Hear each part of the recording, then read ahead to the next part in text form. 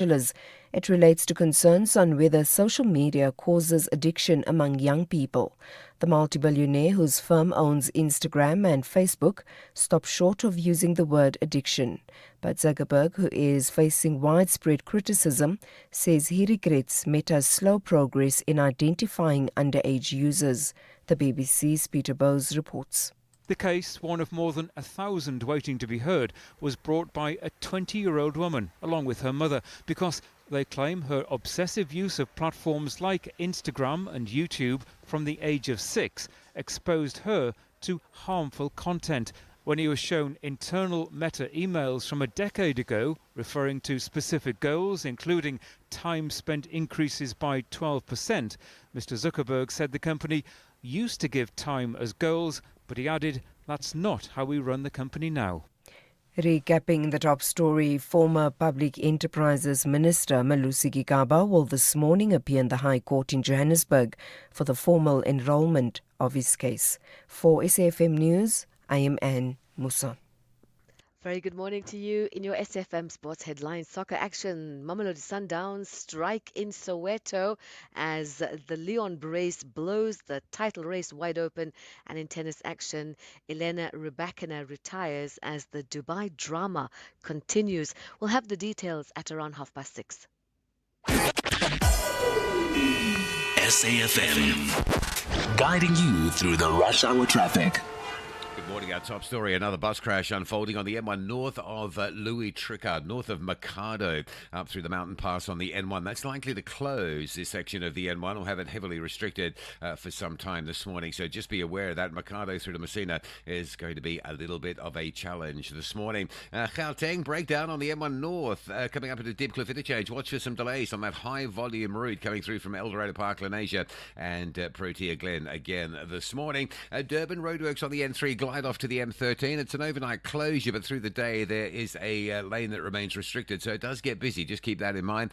Cape Town just building the normal sort of volumes, end to inbound looking slow towards the airport, and the R300 already queuing up as you approach the N1 in Brackenfell. With your traffic updates, I'm Rob Byrne.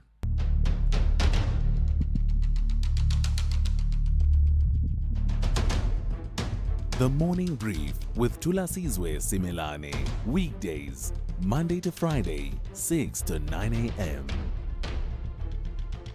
The Morning Brief with Thulasizwe Simelane. Weekdays, Monday to Friday, 6 to 9 a.m. It's just gone 7 minutes after 6. Today is Thursday, the 19th of February, 2026. You're listening to SAFM 104 to 107 nationwide. Good morning and welcome to the Morning Brief here on SAFM, your essential guide to navigating the day ahead.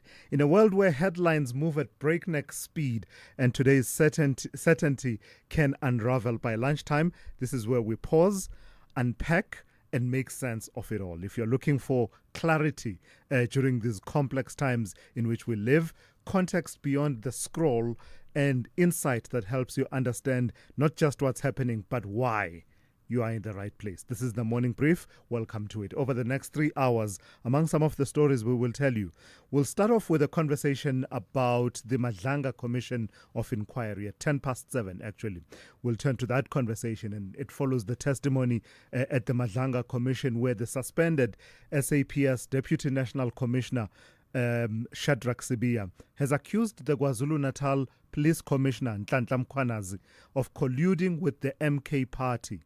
Yes, colluding with the MK Party to force him out, to force Shadrack Sibiya out. Sibiya says his suspension is part of a coordinated political campaign, echoing that the events that led to his, echoing in his view, the events that led to his removal in 2015, while an MK Party MP, as we all know, has now opened a criminal case against him over the redirection of the 121 political killings task team dockets and alleged, forgery related to fraud or forgery relating to the letter that Sibiya wrote about the closure of the political killings task team. So as all of that was unfolding, there was a letter that he penned, and that is part of the complaint that has now been referred to the police. So we'll unpack what he said. It was a long day of testimony by General Shadrach Sebia before the Madlanga Commission of Inquiry. We'll unpack as much as possible of what he said, what evidence is on the table and what it means for policing credibility in the country, but also in KwaZulu-Natal. We'll speak to Kenny Mapanga, SABC News reporter at 7:10, who was watching all of those developments at the Madlanga Commission of Inquiry and will give us a full report on that. And then at 7:10 this morning, we'll talk about the NPA's dramatic comeback in the asbestos trial. We examine a major legal turning point. It's something of a reversal of fortunes for the NPA in the 255 million rand Free State asbestos case.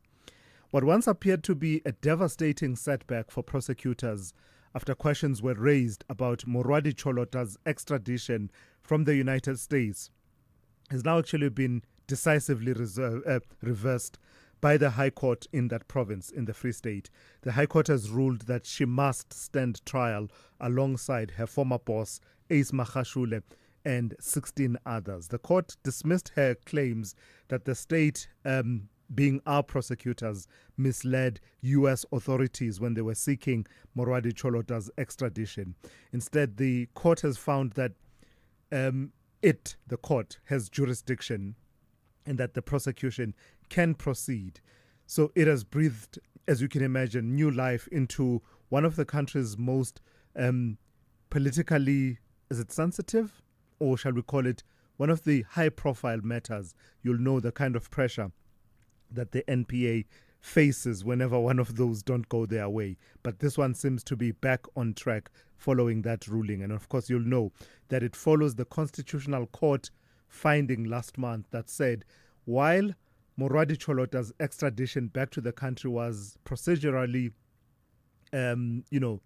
untoward, it had problems procedurally and, in fact, unlawful. But that did not strip the High Court in Bloemfontein of jurisdiction to try Morwadi Cholota on the charges that she faces along Ace Magashule and others. So Advocate Mthunzi Maga, National Spokesperson of the National Prosecuting Authority, will be my guest to give their response and reaction to the latest judgment. And that's coming up at about 7:10 this morning. And lastly, let me flag this. It's a bit of a confusing story. The mayor of Ekurhuleni, Nkosindipile Xhakaza, announcing a new some changes to his mayoral committee, and in that including Xolani Khumalo of Action SA, their mayoral candidate for that city. But this is happening against a backdrop where, Action SA is rejecting what they consider to be a power play in Ekurhuleni. Coalition politics in that city taking another dramatic twist. Action SA publicly rejecting the appointment of its own councillor, Xolani Khumalo, to the mayoral committee under Executive Mayor Nkosindipile Xhakaza, insisting that it will not join what it calls, and I quote here, a corrupt and failed administration. So how did Khumalo's name end up on the MMC list if the party says it refuses to join that coalition? So we'll talk to Michael Beaumont, National Chairperson of Action SA, at about 7:20. The Morning Brief team is at full strength once again this morning with N. Musa with your half-hourly news updates throughout the 3 hours. Zaikan will bring you all the sporting action happening both on and off the field of play. Rob Byrne has his eye trained on the country's highways and byways and will report to you every 20 minutes or so. Melissa Buta will complete the picture for you with those stories that we are not necessarily able to cover, but we feel you should be aware of. And that's coming up in her Morning Brief in brief. Ndauleng Lechela, always right on the money with business, economics and the markets across the 3 hours. And of course, Sipho Mantula with the Africa Update coming up at about 7:20 this morning. Your calls complete the conversation. They help us to lead the conversations that move us. The number to dial, 086 000 2032. 086 000 2032. Your WhatsApp voice notes, 0614 104 107. With that said, let's get into it. The first hour of the Morning Brief starts now. The Blues are going all out for maximum points at Stamford Bridge. Stevaus flipped it back to him. The Brazilian connection working nicely. João Pedro for two, and he's done it. The Blues Brazilians at the double here. However, it is a must-win game for the Clarets to try to escape from the danger zone. Deflected and in! Oh, Burnley lead! Shock lead for the Clarets. Bashir Humphries will claim it. It's got a deflection, and Burnley have got an early lead here. This is the Premier League. Chelsea FC versus Burnley FC, the Saturday 21 February at 4:30 p.m. Live on SABC Plus and SABC 3. Proudly brought to you by SABC Sport. For the love of the game.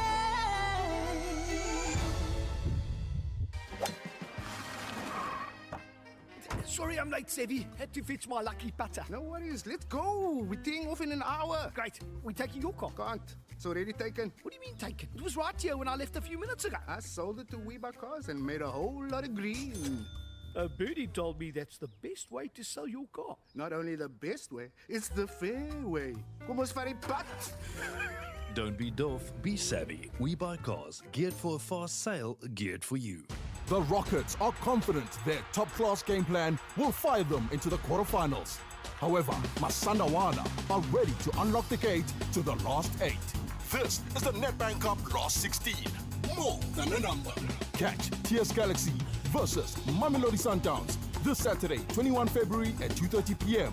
Live on SABC Plus and SABC 1. Then on SABC radio stations at 3 p.m. Proudly brought to you by SABC Sport. For the love of the game. Big stories of the day. Hashtag the morning brief.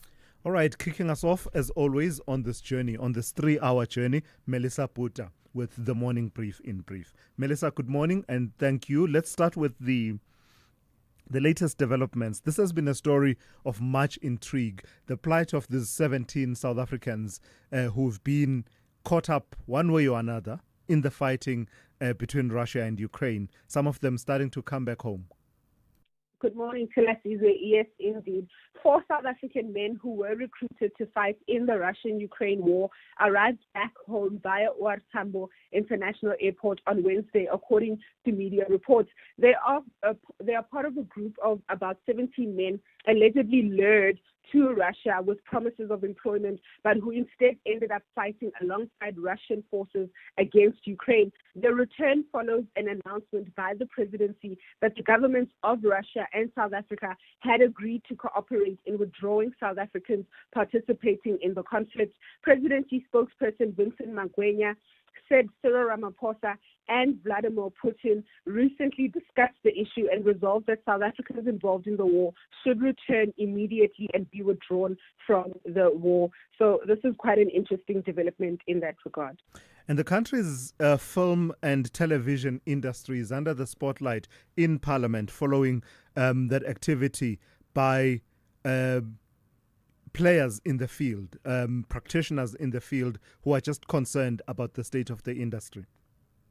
Yes, so South Africa's Portfolio Committee on Trade, Industry and Competition has pledged to safeguard jobs and restore investor confidence in the country's struggling film and television industry amid ongoing funding uncertainty. After engaging with the Department of Trade, Industry and Competition and industry stakeholders, the committee committed to continued dialogue aimed at protecting existing jobs, creating new opportunities, and promoting inclusive economic growth.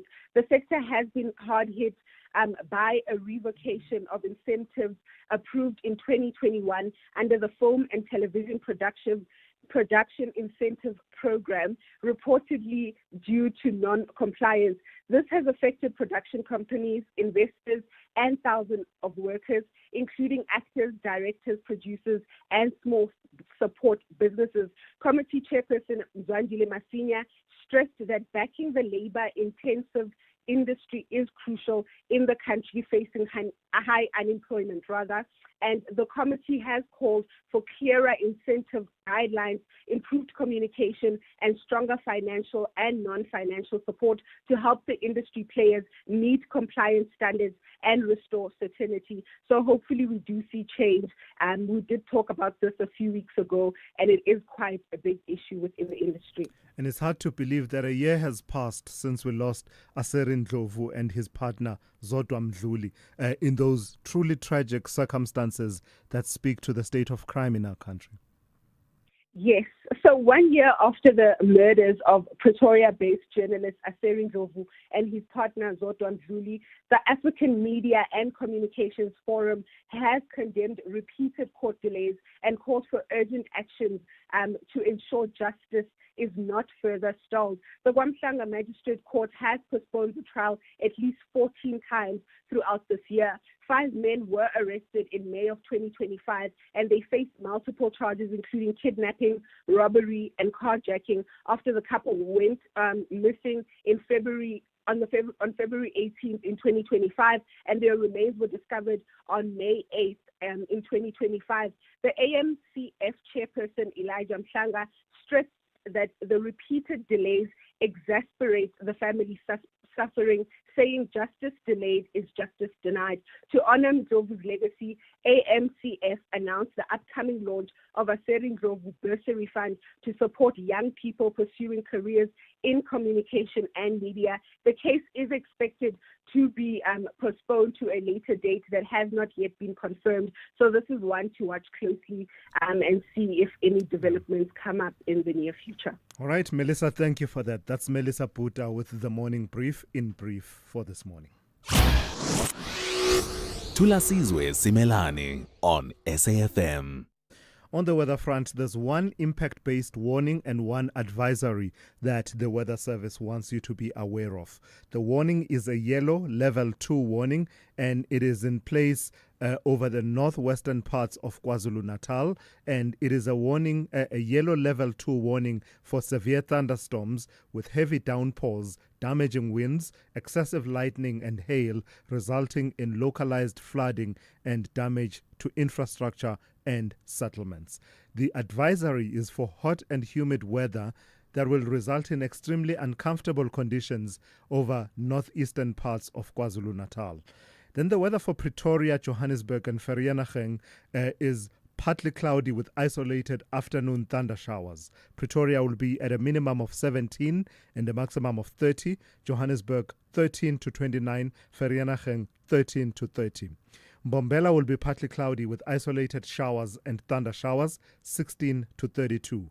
Polokwane, partly cloudy with isolated showers and thunder showers, 16 to 30. Mahikeng will be partly cloudy towards the afternoon with a minimum of 15 and a maximum of 30. Same conditions in Vryburg, partly cloudy towards the afternoon, 14 to 32. Bloemfontein, partly cloudy towards the afternoon, 15 to 30. Kimberley will be partly cloudy with isolated afternoon showers and thunder showers, 16 to 32. Uppington will be fine, becoming partly cloudy towards the afternoon with isolated showers and thunder showers, 19 to 36. Cape Town, partly cloudy, 20 to 27. George will be cloudy with light rain from the afternoon with a minimum of 18 and a maximum of 28. Gqeberha, cloudy, 19 to 27. Gukompo City, formerly East London, partly cloudy to cloudy at times, 19 to 26. Durban, partly cloudy with isolated showers and thunder showers, 20 to 31. Richards Bay will be fine, becoming partly cloudy in the afternoon, 19 to 35. And lastly, Pietermaritzburg will be partly cloudy with isolated scattered showers and thunder showers, 18 to 35. Worldview Update, bringing you closer to international or global news. Peace talks between Ukraine and Russia that were being held in Geneva have ended without a breakthrough, highlighting the deep divisions that persist 4 years after Moscow's full-scale invasion of Ukraine. The 2 days of U.S.-mediated negotiations concluded yesterday after only 2 hours of talks, with Ukrainian President Volodymyr Zelensky describing discussions as quote-unquote difficult and accusing Russia of deliberately stalling progress towards a peace deal. Despite some reported movement on military technicalities, fundamental disagreements, particularly over territory in eastern Ukraine, remain unresolved. Let's speak to Dr. Kingsley Makubela, risk analyst, former diplomat, and public relations executive. Good morning to you, Doc, and thank you for your time as always. It was always going to be difficult, wasn't it? Especially with the main sticking point around what happens to the front lines as they stand at the moment, and the territory that Russia has gained over the last 4 years of fighting, especially in eastern Ukraine. Good morning, Thulasizwe. You know, the recent discussion in Geneva, quite honestly, did not achieve anything. So we can also go back to Abu Dhabi last week and so on. The sticking point, as you correctly stated, is around concessions on the territories. And you're starting to see frustration from Zelensky in terms of his statements with respect to pressure that the Americans are putting on Zelensky to make concessions. But the fact that, Thulasizwe, you get the head of the Ukrainian delegation, Umenov, and the head of the Russian delegation, Medinsky, issuing separate statement on its own, it's indicative of lack of any progress. Once you start convergence or compromises or common position, you'd have a joint statement. A joint statement would be an indication that they are reaching some level of agreement. But the absence of that, it tells you that this conflict is not yet ripe for a peaceful resolution, because both parties tend to think that they can win this through the battlefield.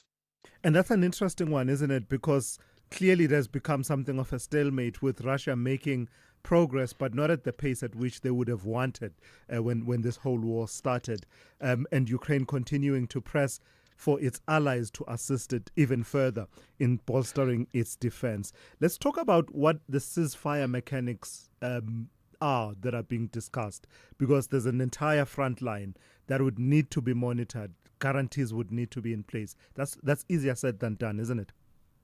You know, Thulasizwe, they have to have an agreement before you even start moving to how to come up with the ceasefire, the security guarantees that Ukraine is asking about. The fact of the matter is that the stalemate has not reached what is usually mutually hating stalemate. Once you start to reach that level, that the Russians realize that they won't win militarily, and the Ukrainians realize they won't win militarily, they may concede, but you have a power asymmetry in this, or power symmetry in this case. The Russians have much more military power, they have more equipment and so on. They're able to attack any target at their own will. So they seem to think that they would win this battle. But you need to have serious compromises around issues that are on the table. I mean, you start getting conceding about releasing political prisoners, as they did now in Geneva too. But on substantive issues, there's no agreement. They are still apart. And of course, Zelensky is hoping that the Europeans will give him more weapons to set up this, to create this asymmetrical power position, which I think it's a delusion. It will not happen. Russia, it's a nuclear power. There's a need now, and voices are emerging within Europe, to reach out to Russia and start to having discussion with the Russians. But because the conflict itself is not yet ripe for a peaceful resolution. Just back to this whole issue of territory and whether or not to make concessions on that. The main regions, I guess, are your Crimea and Donbass. And the Donbass. Yes, and Russia roughly occupies about 20% of Ukrainian territory, we are told. That's a sticking point. That's a real sticking point, isn't it? Because for Russia, there's no going back on that territory. For Ukraine, there's no conceding that territory. And in fact, I think I heard that's part of their constitution, that actually conceding the territory is not an option. You know, that's where the big sticking point is, the control of the Donbass area. There are areas that the Russians are having large control in the Donbass, but the Ukrainians are still having some level of control. That's why there's conflict going on. And the Russians are demanding that the Ukrainian must withdraw from all this Donbas area. For instance, in the Donetsk area, there's still fighting is going on, but by and large, the Russians are controlling that. So the issue, the sticking point is around this. But it has to do also with the interests of the Europeans because they want to create a huge buffer between the Russians and themselves. And this idea that they can defeat the Russian, it's an illusion that would not happen. And Americans have accepted that, particularly the Trump administration. But the Europeans are starting to fragment on this issue of concessions on the land. Take Medinsky himself, who's the head of the delegation. He's of Ukrainian descent. And he comes from the question that when Khrushchev was in charge, the areas that traditionally belonged to the Russians were given to Ukraine as part of the concession on the USSR. So these are very serious, intractable issues that have been built in this conflict that really requires people to rise to the occasion. I was listening to a friend of mine in the US who was saying the Europeans actually are feeling very much comfortable with the conflict going on because it's cheaper than a peace. If they were to achieve peace tomorrow in Ukraine, it would be much more expensive for the European. And I seem to agree with Anatov in this argument. All right, let's leave it there for this morning. Thank you for your time, Dr. Kingsley Makubela, risk analyst, former diplomat and public relations executive. Let's go straight to N. Musa on standby with the latest news headlines. Thanks to us. Good morning. In the headlines, suspended Deputy National Police Commissioner Shedrick Sibiya will continue to testify before the Matlanga Commission of Inquiry in Pretoria this morning. Yesterday, he said he was surprised when Police Minister Senzo Mchunu issued a letter in which he ordered the disbandment of the political killing STOS team. Former Public Enterprises Minister Malusi Gigaba will this morning appear in the High Court in Johannesburg for the formal enrolment of his case. It relates to alleged corruption in the procurement of Transnet's multi-billion rand locomotives. And the Minerals Council South Africa has deployed a team to Ikapa mine in Kimberley in the Northern Cape to support the company's efforts to rescue 5 of its workers. I'll have details on these and other stories at 7. SAFM, guiding you through the rush hour traffic. Good morning. Just a reminder of another bus crash north of Louis Tricard in the mountain. This is the N1 through Limpopo. There's likely to be some disruption. If you're going Louis Tricard, Mercado, Messina across the course of the morning, it's likely to be quite slow and quite badly held up there. Power outage in Pretoria's Danville area. That means loads of lights are out along Transurania. So from Bremer through the tunnel down to WFN Como using Transurania, it's a very heavy backlog to work through there. Durban this morning, looking okay. Cliffdale and Keir Ridge, always worth checking. You don't want to sort of leave Durban or leave Pietermaritzburg and run into a breakdown and an immediate backlog of traffic. So it's all clear at this stage, which is good. Don't forget this roadworks, I-103, just off the N3, south of the N3, in the Cato Ridge area, central Cato Ridge. Oh, and it's Doozy Marathon day today, so usual sort of backlogs around that event in Pietermaritzburg. Cape Town, Khayelitsha looking quite busy, particularly the Mfuleni side. Spine Road heading towards the N2. There's a crash there this morning, and that may just be forcing a lot of extra traffic along the old Fora Road because that's standing still between Spine Road and Meway. That side of Mfuleni. And the big story out of Cape Town this morning, no traffic lights. Marine Drive at Ocean View Drive. That's the second set of lights you go through at Sunset Beach. That's already pushed a heavy queue back deep into Blouberg, Tableview area. With your traffic update, I'm Rob Byrne. This is SAFM Sport with Zai Khan. Zai, good morning. This was a blockbuster. That's how we build it. And in fact, some were talking about a potential title decider. But in the end, it went Masandawana way, 2-1. Yeah, Thulas, indeed, a blockbuster, absolutely. This one didn't need special effects, just In fact, you should have said it was a blockbuster, a humdinger, razzmatazz. Yes, it was a blockbuster, humdinger, razzmatazz. Exactly. And you know what? Yeah, Thulas, Sundowns definitely controlled the script last night. The title race is actually now on a cliffhanger because there's just so much to play for. That man, Brian Leon, delivering a first half masterclass. The score 2-1 to Sundowns. All happened at FNB Stadium. The Colombian striking twice before the break to cut Pirates' lead at the top. to just 3 points, and Downs still have a game in hand. It was Patrick Maswanganyi who pulled one back for Pirates, but their 14-match unbeaten run is over. Sundowns now shift to the Nedbank Cup while Pirates regroup ahead of their clash with Keswick Stars. Let's go to Stellenbosch extending their unbeaten run under Gavin Hunt, but they had to settle for a 1-1 draw against Magesi. They are looking forward to obviously not being, a team that has to settle for a draw, especially under Gavin Hunt, who's definitely building momentum. Elsewhere, we also have Golden Arrows head coach Manqoba Nciti saying any team with genuine ambition of lifting silverware must embrace whatever draw comes their way.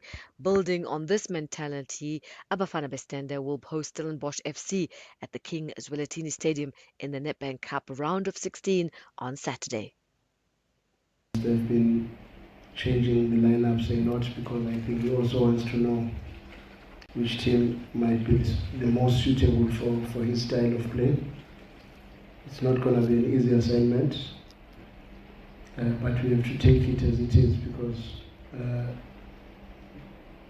we are in it to fight till the end, and anything is possible in football.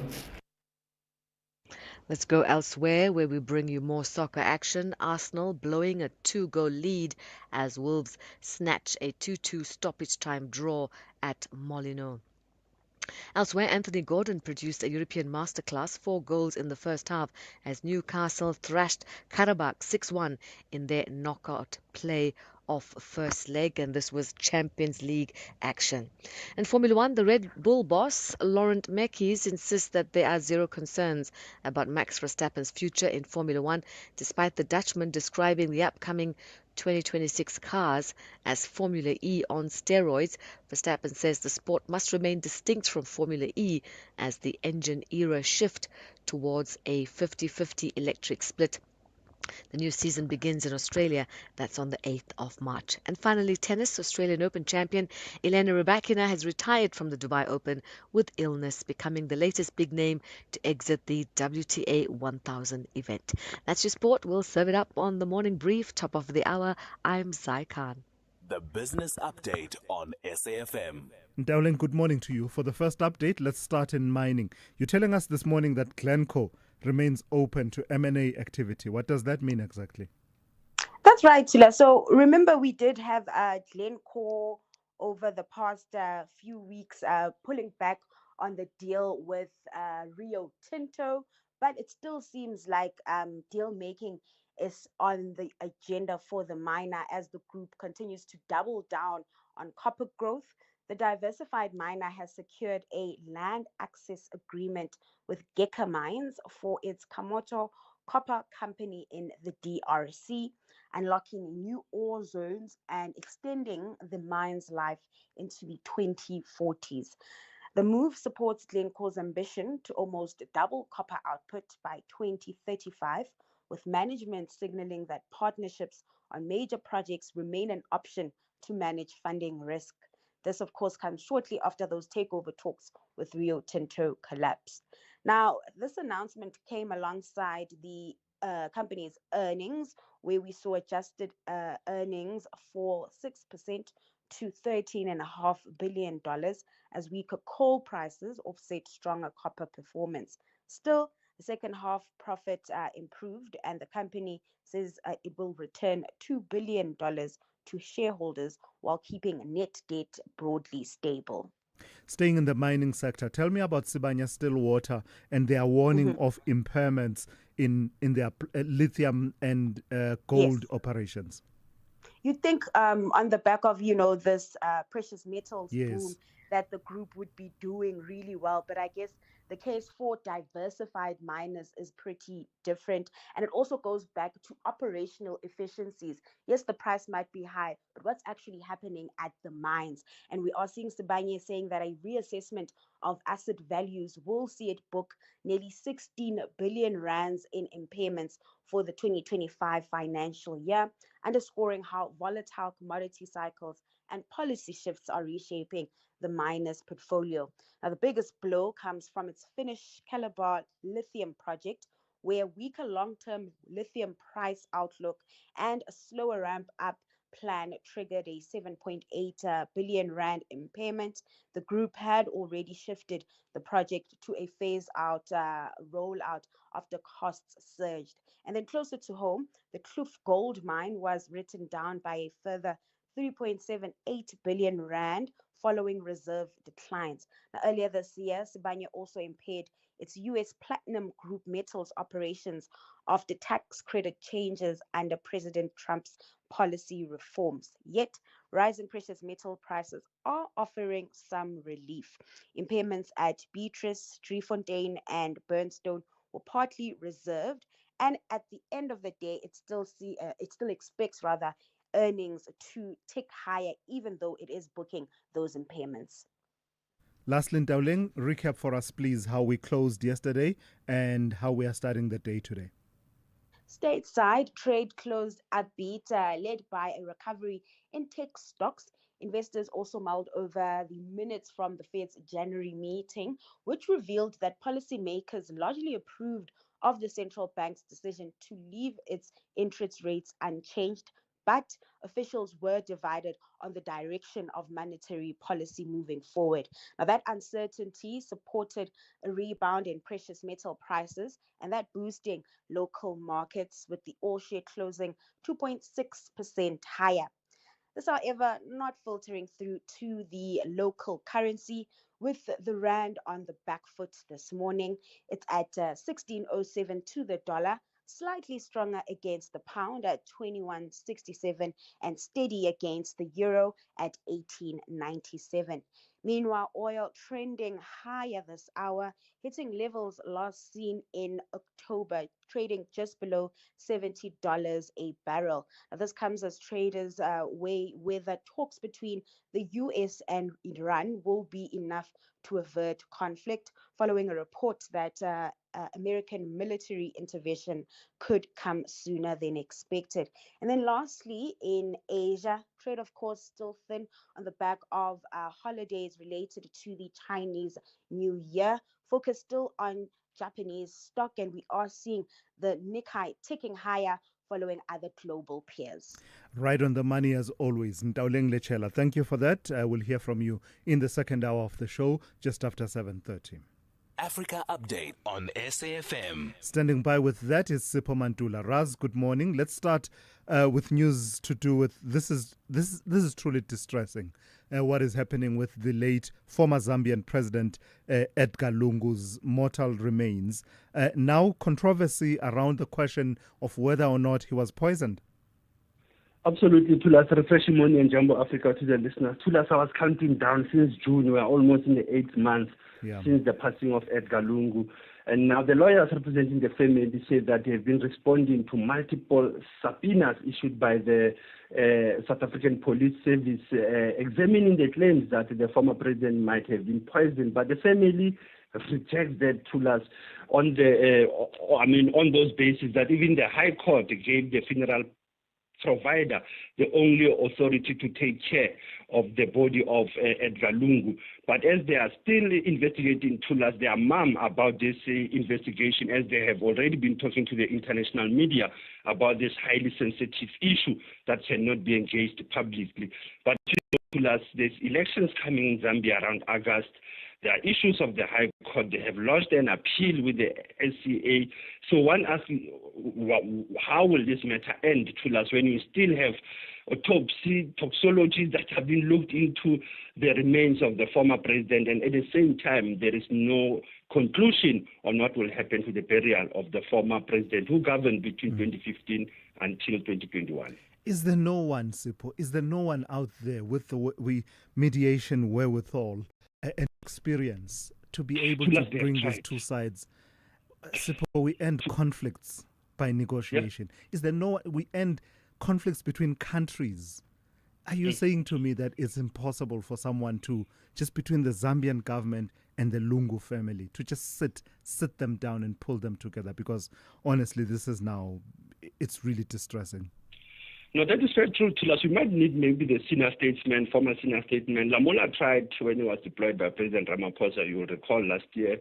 They've tried to bring some of the elders within the SADC region, but nothing has brought forth this issue. And you ask yourself, are they waiting for the elections for Hakainde to lose? And then maybe this body will return to Zambia, probably. Yeah, I don't know, Sipho, man. Let's talk news out of Libreville. Why are social media platforms being suspended in Gabon? There's been crisis in that country. 2 months ago, actually last year in December, teachers were on strike. It appears the president, Gwema Bryce, is still struggling to handle the public sector issues from higher education to health, broadcasting. Now, the higher authority for communication in that country saying that they have suspended all social media platforms on the issue of that they are promoting defamatory, hateful, and insulting content that is provoking what they say, stoking conflict and division within society. The issues of fake news creeping in, cyberbullying. These are the issues that came from the regulator. We know very well, the African Charter on on human rights guarantees the freedom of expression, the freedom of media. But now in Gabon, there is no access to your WhatsApp, to your TikTok, to your social media. All those social media platforms are under suspension in Gabon and Libreville. The president of Mozambique, Daniel Chapo, was hoping for approval from the IMF. That has not come through, has it? Yes, Thulasizwe, that's shocking in the sense that he said that's his hopes, that he hoped that he will get something from the IMF. That board said last year, they came back this year. And you'll recall that Mozambique 2 years ago, there was the issue of the food prices, that like rice and oil was very high in terms of the amounts, in terms of imports. Local, even farming was struggling in terms of the oil seeds and rice. But now as a government, you are trying to borrow some money from the IMF to last concession. But also it seems that board was saying, we've been wasting money in terms of the post-election violence, the issue of corruption, the issue of some of the top Frelimo members to last have been getting some personal benefits. And that's how the IMF board decided not to give Chapo any loans further to us. And that's also, it's giving pressure to Mozambique coming from the floods. We have the cyclone Titia, cyclone Gezani. So it is a challenge to our neighbors. How will they come out of this IMF? Probably SADC and AU to us must have its own monetary fund. Lastly, Sipho, your historical archives, 2 chapters that you want to open this morning. The first one is from 19 February 1976 and the second one, 19 February 1990. So yes, I'm looking at 50 years ago now, neighbor Angola, Luanda, when MPLA, the Popular Movement for the Liberation of Angola, was recognized by most of the countries globally. And you'll recall, Tula, the 2 issues they were having after defeated UNITA and FNLA. And also what happened is that the withdrawal of the Cuban forces and South African forces were being demanded after that conflict. And that's where the recognition of MPLA. You recall the names like Agostinho Neto. When you go to Angola, the man is still being revered, Agostinho Neto in Angola. Let's talk about Savimbi, who was supported by apartheid South Africa to us. The second one, Tata Kgonhlahla Mandela, 31 years later, 36 years ago to us. After 8 days after the release in prison, he was given his passport. His passport was not correctly spelled from the original one to us. There was this Roli Shasha, you know the name Roli Shasha, but the one that was printed was there was a misspelling there of Roli Lasha, not Roli Shasha, so there was this Roli Lasha. Yeah. And this is a problem with what you call home affairs, horror affairs, street affairs, so they give people say names and names that are not theirs. But this was a passport that Nelson Mandela used during the liberation struggle to us. I only vividly remember the one was given by Emperor Haile Selassie. The name was David Motsamai, by the way, to us. Yes. As a journalist, it was a cover name under David Motsamai. But come 1990, when that returned, and eight days later, Home Affairs, not Horror Affairs, to correct it, the Home Affairs had to correct the name from Rolihla Lasha to Rolihlasha Madiba Nelson Mandela. Asante sana Thulas, still leading the True Conversation SAFM. Sipho, thank you for that. That's Sipho Mantula there with your Africa update for today, including, of course, the historical archive. This February, fall in love with friendships that feel like family. old bonds, new beginnings, and chapters that remind us why love in all its forms matters. The story comes full circle in The Best Man, the final chapters, where love, loyalty, and life collide one last time. Because some stories stay with you long after the final scene. The Best Man, the final chapters, weeknights 7 p.m. only on S3. Open up. Drivers of Scholar Transport vehicles carry a special duty of care. The lives entrusted to you demand professionalism, discipline, and unwavering responsibility. Every Scholar Transport driver must therefore comply with the following requirements. Dress appropriately, white shirt and black trousers, and maintain a neat, professional appearance at all times. No loud music during the beginning and the end of the journey is allowed. Every journey is a responsibility. Every child's life matters. Issued by the Department of Transport. SAFM, guiding you through the rush hour traffic. Good morning. Just on the Eastern Cape, it's another day of protesting in the Fort Beaufort area. That's the sort of route that links up Alice through Fort Beaufort, the R63, the R67 as well.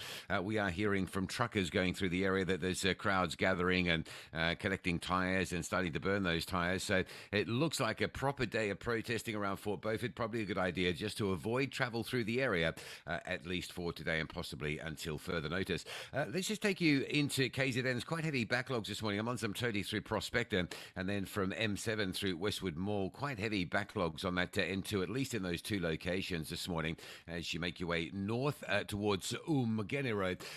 Cross into Gauteng, earlier breakdown on the M1 north at Deepcliff interchange is being cleared. Got a backlog of traffic from the Golden Highway through Deepcliff down to Uncle Charlie's, but it's all fairly normal stuff. N17, driving in from Brakpan, Springs, Boksburg, got some roadworks getting up towards the Gothford Plaza, so that's quite heavy from Wadeville again this morning. And the N12 from Benoni through Boksburg, just a route that gets busy these days on this time of the morning. No traffic lights around Olifantsfontein at the N1 and also at Pretoria Main, so there's a really big backlog of traffic happening on Olifantsfontein both ways, in from Clayville, but particularly bad out from the Blue Hills area. And traffic light outage in the, well, it's a power outage in Pretoria's Danville area. That means chaos on the Dustport Tunnel, Trans or Run Your Run through the tunnel, down through Danville, through all those traffic lights down to WFN Como, very heavy getting through there. Cape Town this morning, R300 North jamming up towards Van Riebeeck Road. There is a crash as you come off the R300 and turn onto Strand Road by Peter Barlow, so coming through Stickland in towards Belleville. That's all heavy, and that's having a big impact on that R300 northbound. And just very busy around the Umfuleni side of Khayelitsha, north of the N2. A crash on Spine Road at the N2 going south. That seems to be forcing a lot of traffic in a big queue along Old Fora Road from Spine Road down to Meway. Oh, no traffic lights as well. Marine Drive at Sunset Beach. If you're coming out of Tableview, it's a bit of a nightmare already. Backed up on Marine Drive, as well as Bloberg Road and Otto du Plessis off the beachfront. With your traffic update, I'm Rob Byrne. This February, fall in love with friendships that feel like family. Old bonds, new beginnings, and chapters that remind us why love, in all its forms, matters. The story comes full circle in The Best Man, the final chapters, where love, loyalty, and life collide one last time. Because some stories stay with you long after the final scene. The Best Man, the final chapters, weeknights 7 p.m. only on S3. Open up. This is Thulasizwe Simelane on the Morning Brief. 8 minutes to 7. Let's turn, did I say 7? 8 minutes to 7. Okay, 7. The National Prosecuting Authority has had a dramatic reversal of fortunes in one of the most high-profile corruption prosecutions that it's undertaking at the moment, after what once looked like a crippling setback has now been decisively undone. The Free State Division of the High Court has ordered Morwadi Cholota, the former personal assistant to Ace Magashule, to stand trial alongside her former boss and 16 others in the 255 million rand asbestos case, dismissing the grounds of her special plea, the remaining grounds that is, and clearing the way for the long-delayed proceedings to actually begin on the 2nd of March. Judge Philip Lobsa ruling that the state had proven beyond reasonable doubt that there was no merit to her claims that prosecutors of this country misled U.S. authorities during her extradition process from the United States, and declaring that the court has jurisdiction to try her on charges of fraud, corruption, theft, and racketeering. Let's speak now to Advocate Mthunzi Maga, Special Director of Public Prosecutions at the NPA. Good morning to you, Advocate, and thank you for your time. How important was it for this to go right for you, given the pressure that you were facing, that you face invariably when one of these high-profile matters don't go your way? Good morning, Tulas, and good morning to your listeners. Obviously, it's a relief for us in the sense that you would have realized that there has been a development or testing of the South African jurisprudence on a number of technical aspects of the Criminal Procedure Act.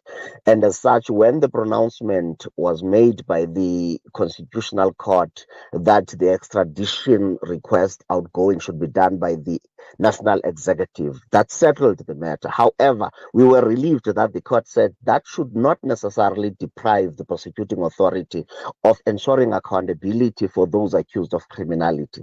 So we are relieved that now the trial will resume, because Tulas, remember that Ms. Cholota had raised two pleas, that of not guilty and that of a special plea for lack of jurisdiction in terms of section 1061F of the Criminal Procedure Act. We are hoping that on the 2nd of March, there will not be anything that will be a hindrance to the trial resuming. However, accused number 1 and number 11, the still issue of legal representation, which is yet to be resolved, but we're hoping that by the 2nd, that will be out of the way.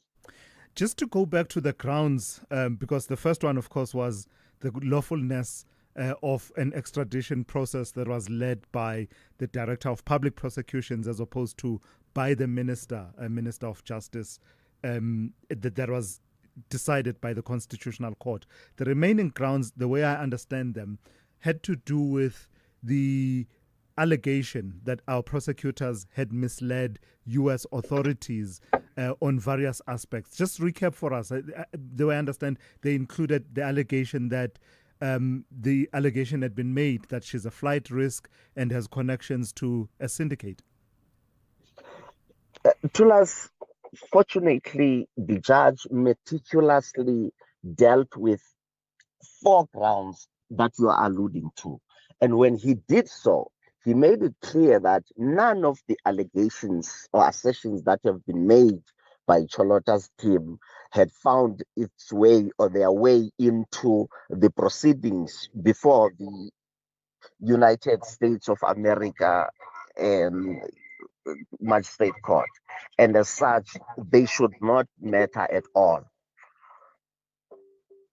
So where does this leave, you talked about the jurisprudence around extraditions, but before we get to that, where does this leave this particular case? You mentioned the outstanding issues of legal representation, but with the hurdles around Morwadi Cholota being cleared, where does this leave the case? How crucial was it that she's part of the mix, part of the 18 accused?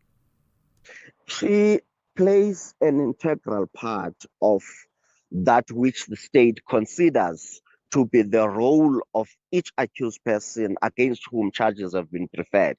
It is for that reason that the fact that there was a trial within a trial in respect of the plea she raised had to be halted until such time that it is finalized before we could include her in the trial that relates to the 17 other accused persons. So we take the view that part of our prosecutorial strategy is to ensure that all those that we consider to have played a part in the allegations should together face the charges that have been prepared against them. And then let's talk about the lessons learned and the development and settling, I suppose, of the jurisprudence and practice around issues of extraditions. You rightly point out that the question of who should drive the extradition process has now been settled by the Constitutional Court, that it is the National Executive in the form of cabinet members and not a Director of Public Prosecutions or any of the other role players within the NPA that should lead that. But where does that leave all the other cases and extraditions, and also for you as the NPA, how does it alter practice on your side? it alters practice in respect of new extradition applications that would be made facilitated by the NPA and obviously authorized and submitted by the National Executive. But in respect of those that had already been processed, the Schutz judgment of the SCA has no effect on those, because remember, it does not have a retrospective effect. So in essence, what it's saying is that the practice that we were following, we were interpreting the act to mean that we could make the request. However, the act had been silent on outgoing extradition requests out of South Africa. It only stipulated or provided a proviso for the incoming requests. That's why the judges said the NPA's conduct was bona fide. We did not mean bad in doing that which was not provided for in the act. That is why the Schutz judgment was only relating to new outgoing requests. So there's not much of a problem on our side. That's our interpretation of the judgment. And lastly, and very quickly, Mthunzi, as far as the case, the asbestos case, the so-called asbestos case is concerned, everything set on your side, ready to go to trial? We are ready. Our witnesses are lined up, exhibits in terms of documentary evidence, any evidence that we set to present in order to sustain the charges preferred against the accused.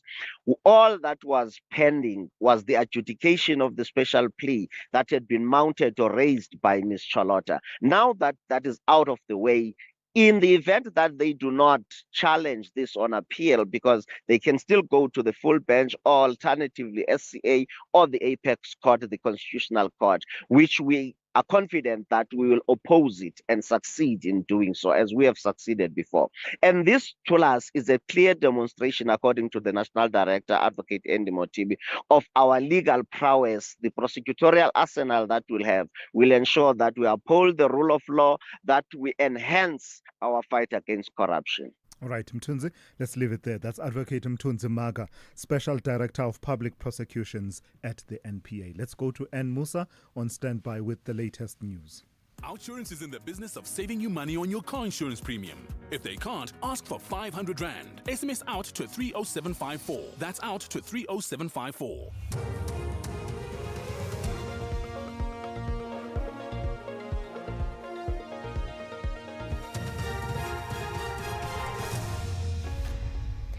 In our top stories, Sibiya's second day of testimony at the Matlanga Commission, and Gigaba expected back in court for Transnet case. Good morning. Suspended Deputy National Police Commissioner Shedrick Sibiya will continue to testify before the Matlanga Commission of Inquiry in Pretoria this morning. In his testimony before the commission yesterday, he said he was surprised when Police Minister Senzo Mchunu issued a letter ordering the disbandment of the political killing stars team. Sibiya is accused of ties to alleged key players in organised crime, Katiso Katie Mulife and Vuzimuzi Ket Matlala. Mulife and Matlala allegedly gave Sibiya money in exchange for protection. Sibiya has denied any wrongdoing, saying the allegations against him are politically motivated. Former Public Enterprises Minister Malusi Gigaba will this morning appear in the High Court in Johannesburg for the formal enrolment of his case. The process involves placing the matter on the court roll for hearing. Gigaba will appear alongside former Transnet executives Brian Mulife, Siyabonga Gama, Tamsanga Gianni and Anush Singh.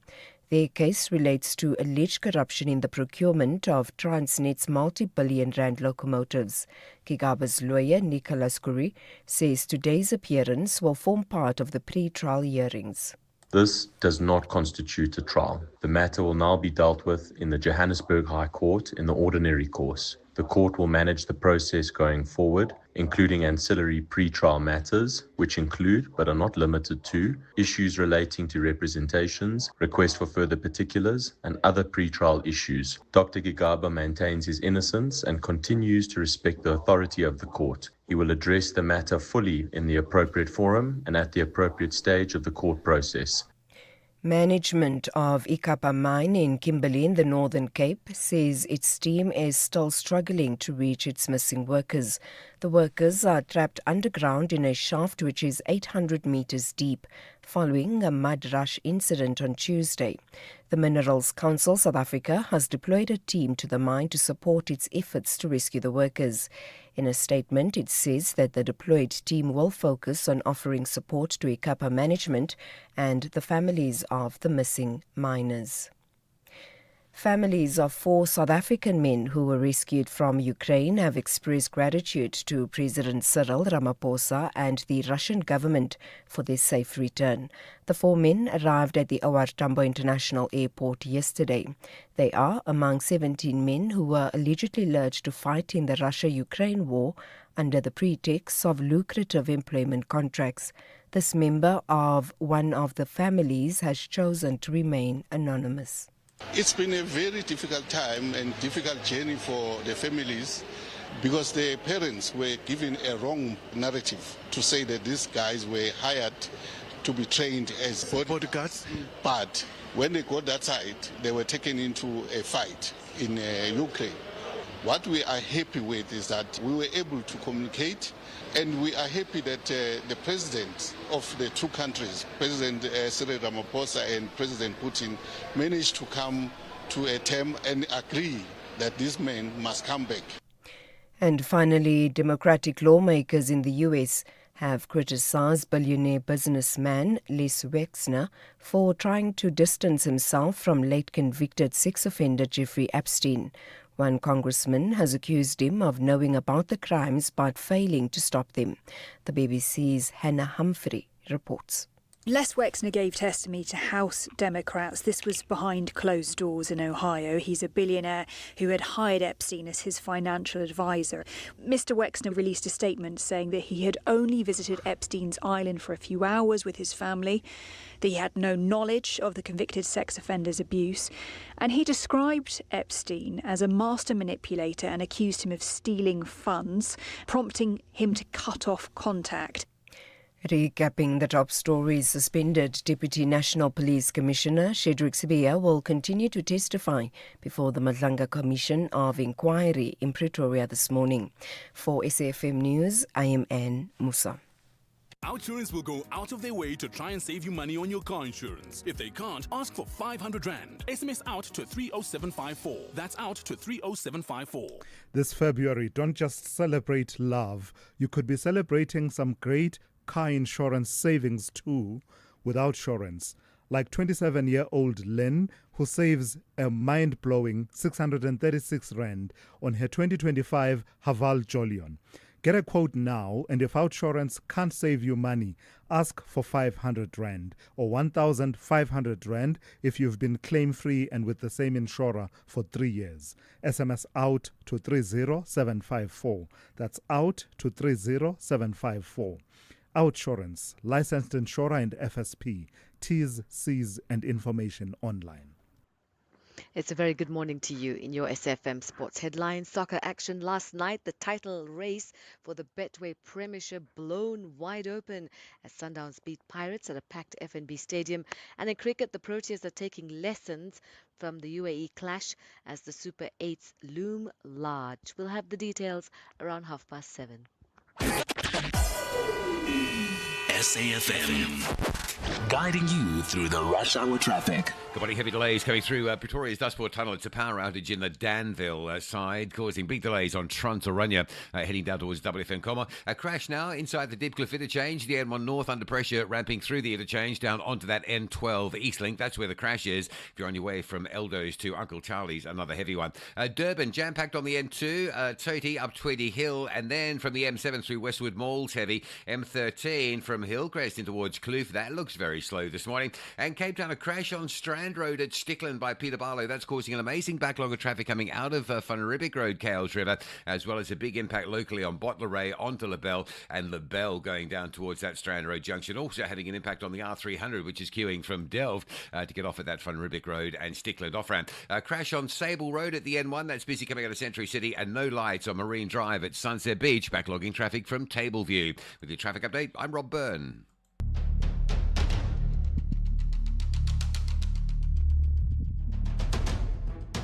The Morning Brief with Thulasizwe Simelane.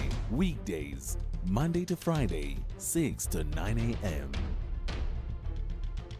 The Morning Brief with Thulasizwe Simelane. Weekdays, Monday to Friday, 6 to 9 a.m. It is coming up to 9 minutes after 7. Welcome to it, the second hour of the Morning Brief on this Thursday. It's not even quarter to, it's 5 to Friday, right? 5 to the weekend. Don't know why I'm telling you that, but there you go.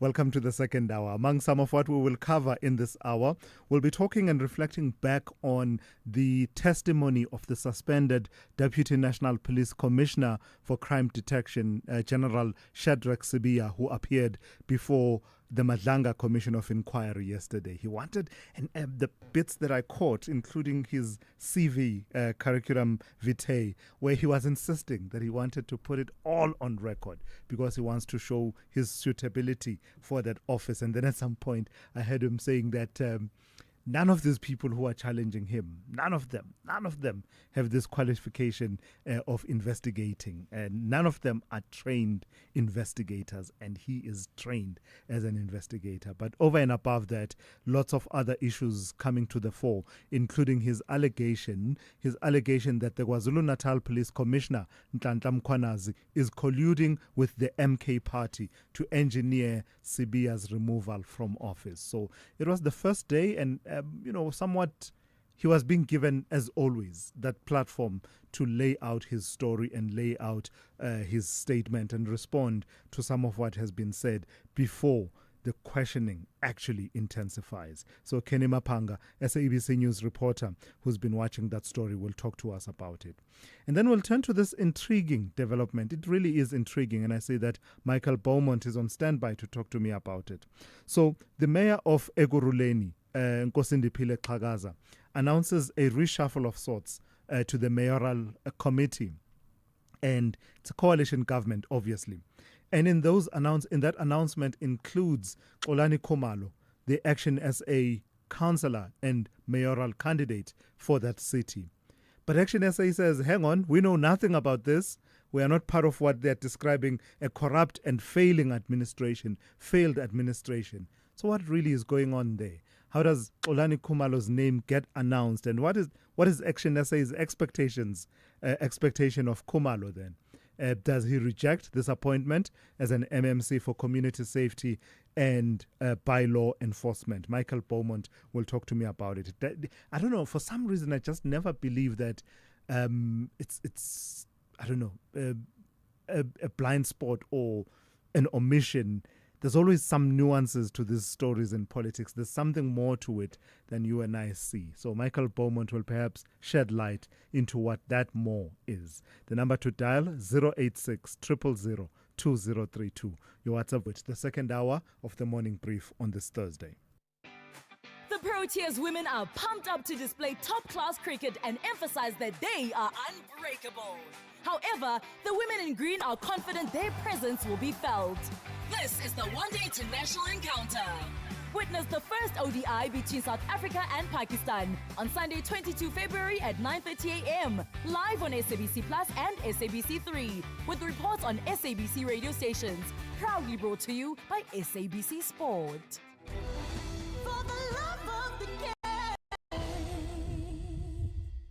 Kudlalwa ngempela. Amakhosi collides with ezimnyama ngenkani. Soweto will roar. Mzansi will feel it. Only one will rise. Every tackle, every pass, every goal could define the season. This is the Betway Premiership. Listen, forever. Catch the Soweto Derby. Kaizer Chiefs versus Orlando Pirates on Saturday, 28 February at 2 p.m. Live on SABC Plus and SABC 1. Then at 3:30 p.m. on SABC radio stations. Proudly brought to you by SABC Sport. For the love of the game. The only talk radio morning breakfast show that makes sense. The Morning Brief with Thulasizwe Simelane. 13 minutes after 7. Action SA publicly rejecting the appointment of its Ekurhuleni councillor and media personality Xolani Khumalo as a member of the mayoral committee and MMC in that city of Ekurhuleni. The party says it will not join what it describes as a corrupt and failed administration under Executive Mayor Nkosindiphile Xhakaza, despite Khumalo being announced as MMC for community safety and bylaw enforcement in the mayor's newly unveiled mayoral committee. Let's speak to Michael Beaumont, Action SA national chairperson, to try and make heads or tails of this development. It's intriguing, Michael, but with a degree of seriousness, of course, because it does require you to clarify what on earth is going on. How does Xolani Khumalo get announced when you're saying, as Action SA, that you have nothing to do with this? Well, Thulasizwe, I was actually hoping you were going to help clarify that for us. It's the strangest dynamic because Action SA has not been involved in that coalition, unlike the other parties that are rejecting the mayoral committee announcement. We've been in opposition. We have serious issues with that government. And at the end of the day, the mayor has been trying to get Action SA involved in that government for about 2 years now. We have rejected those advances. And rejected it as recently as the night of this announcement, where a meeting was called of the political parties to be involved in the rejigged mayoral committee. And Action SA said, look, guys, we're not going to attend and we're not part of the coalition. And the answer we received from the mayor was, well, we'll just announce you and then you can resign, which is an astonishing thing to say for a person who leads government in a city as big and as complex as the city of Ekurhuleni. That is not the way government can be led. And at the end of the day, it was something that we had to reject because Action SA wants to provide a credible alternative to the failures of the ANC and the previous DA government in Ekurhuleni. And you can't do that while working for one of them. You need to actually go out there and provide an alternative that voters can believe in. So was this preceded by any negotiation? I hear you talking about attempts to call a meeting of the parties that were envisaged to be involved in the rejigged mayoral committee.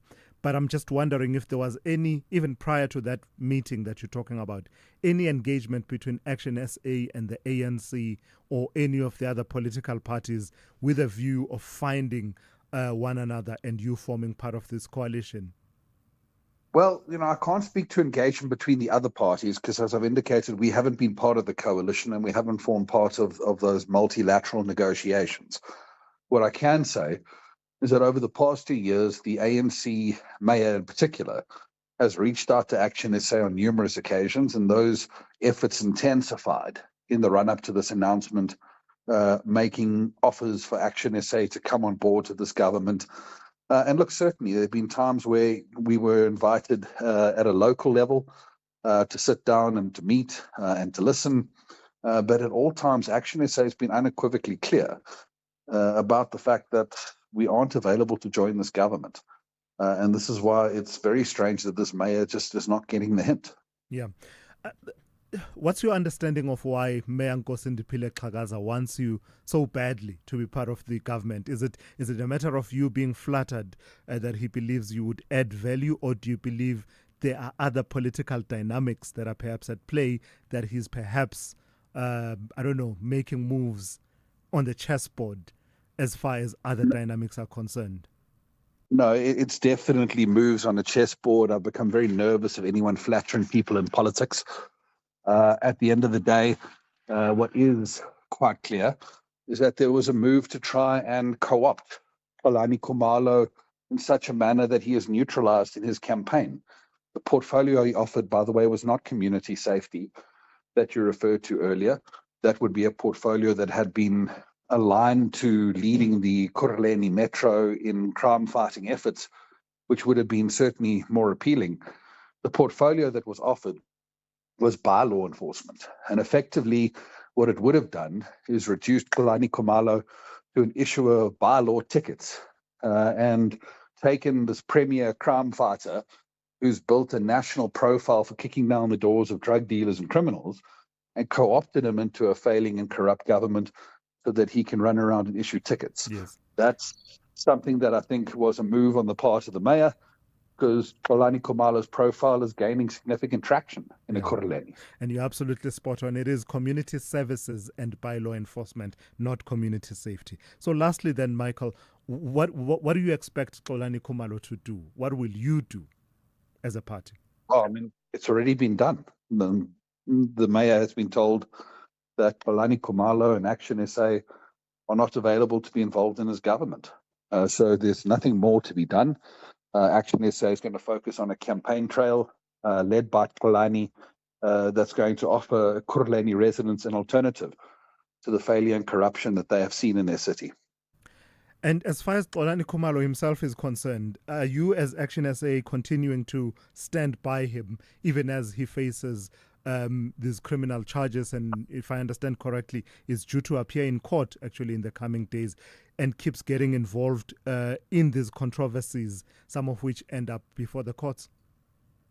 Well, I mean, it's not even that we'll stand with him. It's especially now we will stand with him, because what kind of people would we be when a person like Xolani Khumalo fights for South Africans and takes on the fight against criminals that our police are hopelessly failing at?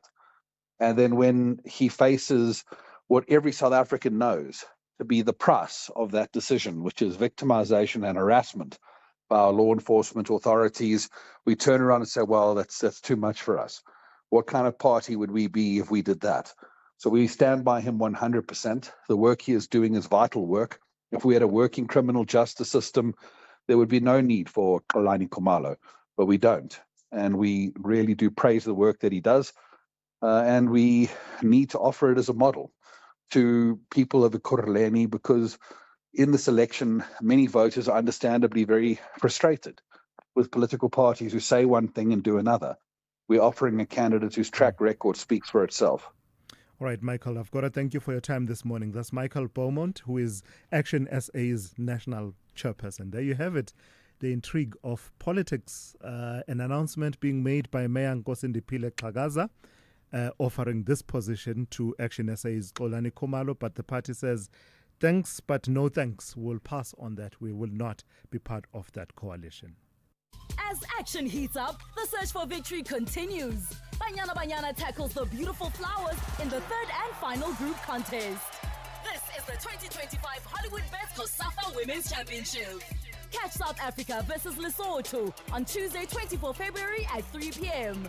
Live on SABC Plus and SABC 3. Proudly brought to you by SABC Sport. For the love of the game.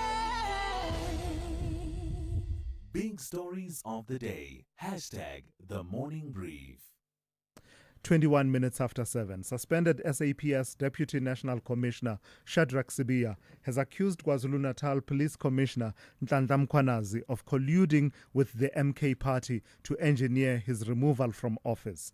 Testifying before the Madlanga Commission of Inquiry, Sibiya has claimed his suspension forms part of a coordinated political campaign similar to events that led to his 2015 suspension as Gauteng Hawks head. Sibiya alleges that the MK Party intensified attacks against him following what he described as humiliation during his appearance before Parliament's ad hoc committee investigating those claims, of course, that were first made by General Nhlanhla Mkhwanazi in July last year. He has claimed that the backlash was swift, coordinated and politically motivated. Let's hear more from Kenny Mapanga, SABC News reporter. Good morning to you, Kenny, and thank you for your time. I caught bits and pieces of his testimony, but in summary, how much ground did he manage to cover by way of the specific allegations that had been made by various witnesses against him? Indeed. Good morning to you, Thulas, and to the listeners. Essentially, what you saw yesterday is that norm that has happened during phase 2, where they actually give the implicated person freedom to give their statement without any interruption prior to the deep probing questionings taking place.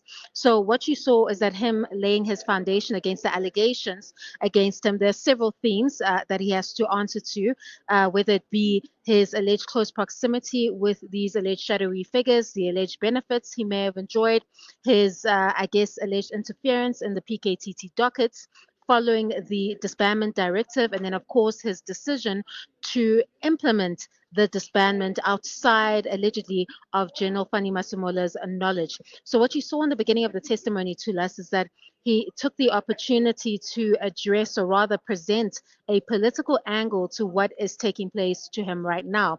Essentially, what he claims for the at times he will see this alleged political pressure on him, and he'll see it through various incidents in his career. So I think this testimony was to address the dark clouds that have followed him in various institutions that he has worked in, whether it be the Hawks or the city of Johannesburg. And he is anticipating that those questions are going to come up to us, because that deal with your, your service, and then, of course, your integrity, and whether you're prone to this alleged kind of infiltration or corruption in the criminal justice system. So he addresses it by introducing this political angle, stating that there is a systemic coordinated attack against him that has emerged quite frequently in his career, and right now in the July media briefing, to substantiate or rationalize the kind of allegations being made against him right now. So let's talk then about some of those themes. The first one being the 121 case dockets, pushing back against allegations that they were taken and then they were gathering dust on his desk. Just take us through some of what he said in that regard.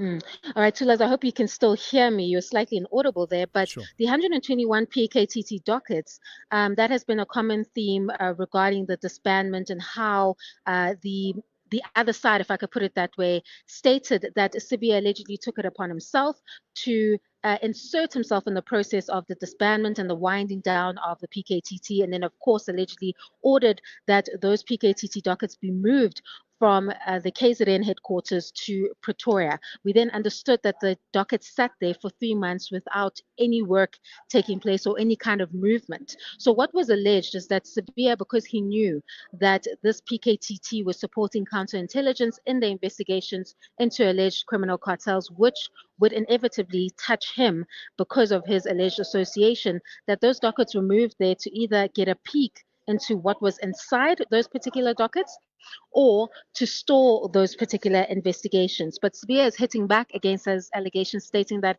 he had nothing to do with the dockets being moved from KZN to Pretoria. He just found them there in Pretoria, and he never touched a single docket. That becomes difficult because there are the WhatsApp exchanges that he has with Sintumele. And he clearly expressed some form of paranoia about this PKTT and Khumalo investigating him. So it seems he knew that there was something taking place with this particular team and those dockets that would allegedly affect him in some kind of way because of that alleged association. He also won't be able to dispute the evidence of Sintumela that he directly instructed her to take those. What do we do with these dockets? So although he tries to distance himself from the 121 PKTT dockets and they transfer from KZN to Pretoria, there are definitely questions that he needs to answer, because he is at the center of the activity that took place when the dockets were transferred and what they needed to do with them. Another theme coming to the fore, the kidnapping and disappearance of the businessman Jerry Bukhashwa. What came out of that? The perception that we were told that the family of the kidnapped businessman has of General Sibiya. He addressed that, didn't he? All right, Thulas, I am losing you a bit, but I did hear you mention the Jerry Boshoga kidnapping case. So essentially, that case, the allegation there is that because it allegedly implicates alleged cartel member Vusumuzi Matlala, the allegation is that there was interference or a form of alleged sabotage to that case in order to shield Vusumuzi Matlala, such as, do you remember the evidence where Khumalo stated, or rather one of the witnesses, partially in-camera witnesses, stated that when they were on their way to the residence of Vusumuzi Matlala to do a raid in order to see if Jerry was in fact in that house, it seems there was an alleged tip-off that came from SAPS to Matala to remove Jerry from that specific residence, but they found parts in that house that told them or gave them some inclination that he may have been there just minutes before they had pounced on the residence. But Sibiya states that he was actually working actively on that case to assist the family, not to protect Vusimuzi Cat Matala. But the hard evidence on the ground is going to make that a difficult advancement to make for Sibiya, because it seems that in that particular case, there was a lot of interference from high-ranking SAPS officials, and what Sibiya will have to answer is as to why and to what end, in light of the fact that there is this person implicated who is alleged cartel member of Vusimuzi Cat Matala, who we've seen evidence before the commission has provided significant alleged benefits to Sibiya.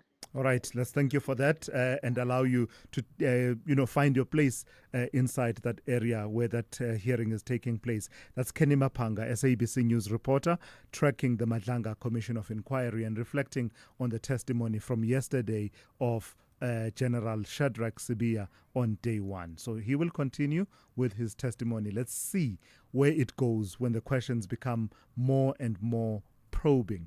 Let me play this voice note that has to do with coalition governments and the intrigue we were reporting on earlier on in Ekurhuleni. Good morning, Thulas. We are speaking to Wedigas in Durban.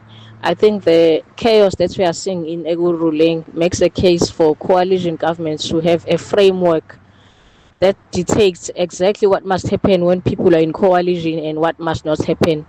This thing of having instabilities in municipalities because of politicians and their egos is not good for the ratepayers. It's unfair on them as well. Thank you so much. Legazi, thank you for that. Absolutely spot on. A lot of people are saying that we need a framework to regulate how you form a coalition government, how long you remain committed to it, and just how you regulate it all so that there's no instability that is introduced in a system that is almost bound to produce coalitions at various levels of governance. Let's go to N. Musa on standby with the latest news headlines. Good morning. Thanks to us in the headlines, impeached public protector advocate Thulasizwe Simelane has sought to clarify suspended Deputy National Police Commissioner Shadrach Sibiya's claims at the Madlanga Commission of Inquiry. In his testimony yesterday, he said Simelane cleared him and the city of Johannesburg of wrongdoing over his appointment as head of Group Forensic Investigation Services. Families of 4 South African men who were rescued from Ukraine have expressed gratitude to President Cyril Ramaphosa and the Russian government for their safe return. The 4 men arrived at the OR Tambo International Airport yesterday. And Muslims across South Africa will today start to fast as Ramadan, Islam's holiest month, kicks off. This after the new moon was sighted last night. I'll have details on these and other stories at 8. SAFM, guiding you through the rush hour traffic. Good morning. Reminder of the closure of the N1 north of Mikado. If you've got to go Mikado Musina, you might want to leave it a little bit. There's going to be a diversion for a while. Another bus crash in that mountain pass just north of Mikado, and the N1 is fully closed at both directions and possibly will be for some time. There may well be fatalities, and that bus needs to be jacked up the hill. So it's going to be an ongoing issue. Mikado through Musina will be disrupted for some time today. Joburg side, crash on the N3 north at Helton Ace. Again, another busy one coming out of Alberton and Germiston via Elands and up past the cement factory area. Olifantsfontein from Blue Hills across towards the M1 highway. There's some traffic light issues that continue to plague that run out this time of morning. Danville has a power outage, so lots of lights down coming through the tunnel, Dustport Tunnel towards WFN Como. That's a heavy one today. Durban, all sorts of issues around Spaghetti Junction. A crash on the northbound side just around the roadworks near Westwood Mall. Big traffic coming up the N2 from the cement factory. The N3 inbound almost backed as far as Paradise Valley. That run in past Pavilion towards 4 level is really heavily backed up. N3 outbound from Sherwood into 4 level also seems to be impacted. And just off the highway, if you are avoiding it, traffic lights are out on the M13 around Candela Road. Cape Town this morning, traffic lights are down at Sunset Beach. So the run out of Table View's heavily snarled up. West Coast Road, Marine Drive, Blowberg Road, Otto Duplessis. It's all very slow. Crash on Sable Road coming out of Century City towards the N1, and a crash on Strand Road at Stickland, just badly snarled snarling up traffic right through Stickland and coming out of Kales River on Van Riebeek Road. Rob Byrne, SAFM Traffic. This is SAFM Sport with Zai Khan.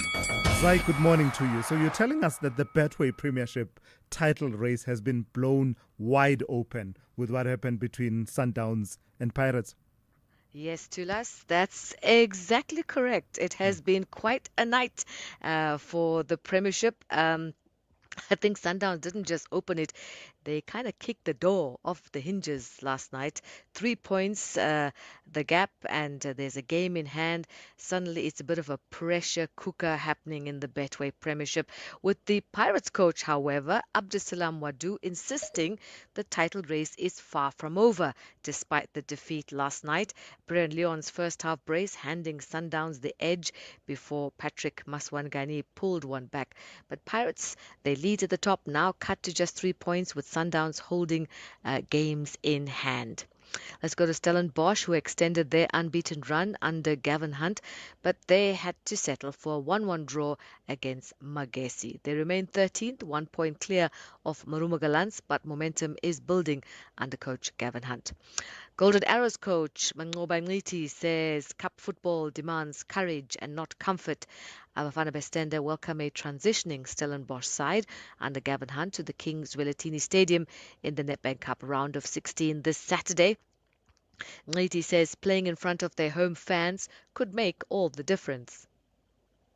Happy that the draw made us to play at home, because at least we are familiar with everything else around the dimensions of the pitch, the quality of the pitch and all that. And we can only hope that we'll be able to perform on the day. Let's go to cricket, where the Proteas head into the Super 8s unbeaten, but Sunday's clash against India in Ahmedabad is where the real examination begins. Coach Shukri Conrad's men are backing their high-octane pack attack, with Lungi Ngidi, Kagiso Rabada and Corbin Bosch leading the charge against a destructive Indian batting unit, which will be spearheaded by Surya Kumar Yadav. Let's go to rugby. The Lions could unleash a new look second row in Saturday's URC derby against the Sharks at Ellis Park, with Springbok loose forward Ron Venter tipped to partner Reinhard Notnagel. Now Venter returned from suspension, while Notnagel is back after a long-term shoulder injury. As the Lions look to raise their physicality season, the battle up front could determine the all-important SA derby. And finally, Formula One's 2026 season could be won or lost before turn 1. Drivers are warning that the new engine rules have made race starts unpredictable and punishing, with turbo lag and reduced downforce creating serious wheel spin risks. Esteban Ocon says the car doesn't feel ready to go immediately, while Oscar Piastri warns a poor launch could cost 6 or 7 places in seconds. And in short, the grid just became Formula One's most dangerous corner. And that's your sport. We'll be back here on the morning brief in the fast lane with more sport at the top of the hour. I'm Zai Khan. The business update on SAFM. Dowling, good morning to you once again. Let's start with news to do with inflation. You are telling us that it eased in January. That's right, Tulas. Inflation starting the year on a softer footing, giving consumers and policymakers some breathing room. Annual consumer prices slowed to 3.5% from 3.6% in December, remaining close to the SARB's 3% target. On a month-on-month basis, prices remained unchanged at 0.2%. Now, lower fuel prices provided the biggest relief, with the fuel index down 3.7% year on year. Food inflation held steady at 4.4%. Maize meal and rice prices continued to ease, while eggs were 7.6% cheaper than a year ago. But meat prices surged. Beef products recorded increases of more than 30% for some cuts, pushing overall meat inflation to 13.5%, its highest level since 2017. This, of course, on the back of the ongoing foot and mouth outbreak. Now, despite pockets of pressure, economists say the softer headline number keeps the door open for a possible 25 basis point rate cut in next month's MPC meeting. So the festive season feels like a lifetime away now. But we continue to track what happened because, of course, we do track retail sales during the festive season. The picture we are gleaning, not so great. Yeah, quite surprising though, because you'd expect consumers to spend over the festive season. But what we're seeing when looking at those retail sales figures for December, growth really lost some momentum, even though the sector still posted solid annual gains. Retail trade sales rose only 2.6% year on year in December, slowing from 3.6% in November. On a seasonally adjusted basis, sales did not deliver the same lift seen earlier in the quarter. Now, general dealers continue to anchor performance, with sales up 3.9% year on year, while furniture and appliance retailers led growth at 11.5%, in line with big ticket purchases over the festive period. Now, despite the softer December print, retail sales for 2025 increased 3.7%, with 6 of the 7 categories posting growth. Both quarter sales rose 3% year on year, indicating that while momentum cooled at the end of the year, household spending improved overall in 2025. All right, how are the markets looking at this hour, Dowling? Starting in Asia, trade volumes are thin due to the Lunar New Year. Japanese markets open, though, trading in positive territory. The Nikkei up 0.8% this hour, following upbeat global momentum. Then over on Wall Street, futures are flat, with traders assessing the latest Fed minutes. Coming back home, a rebound in precious metals filtering through to local markets, with the resources 10 complex closing 4% higher, in turn leading to a 2.6% jump in the JSE All Share.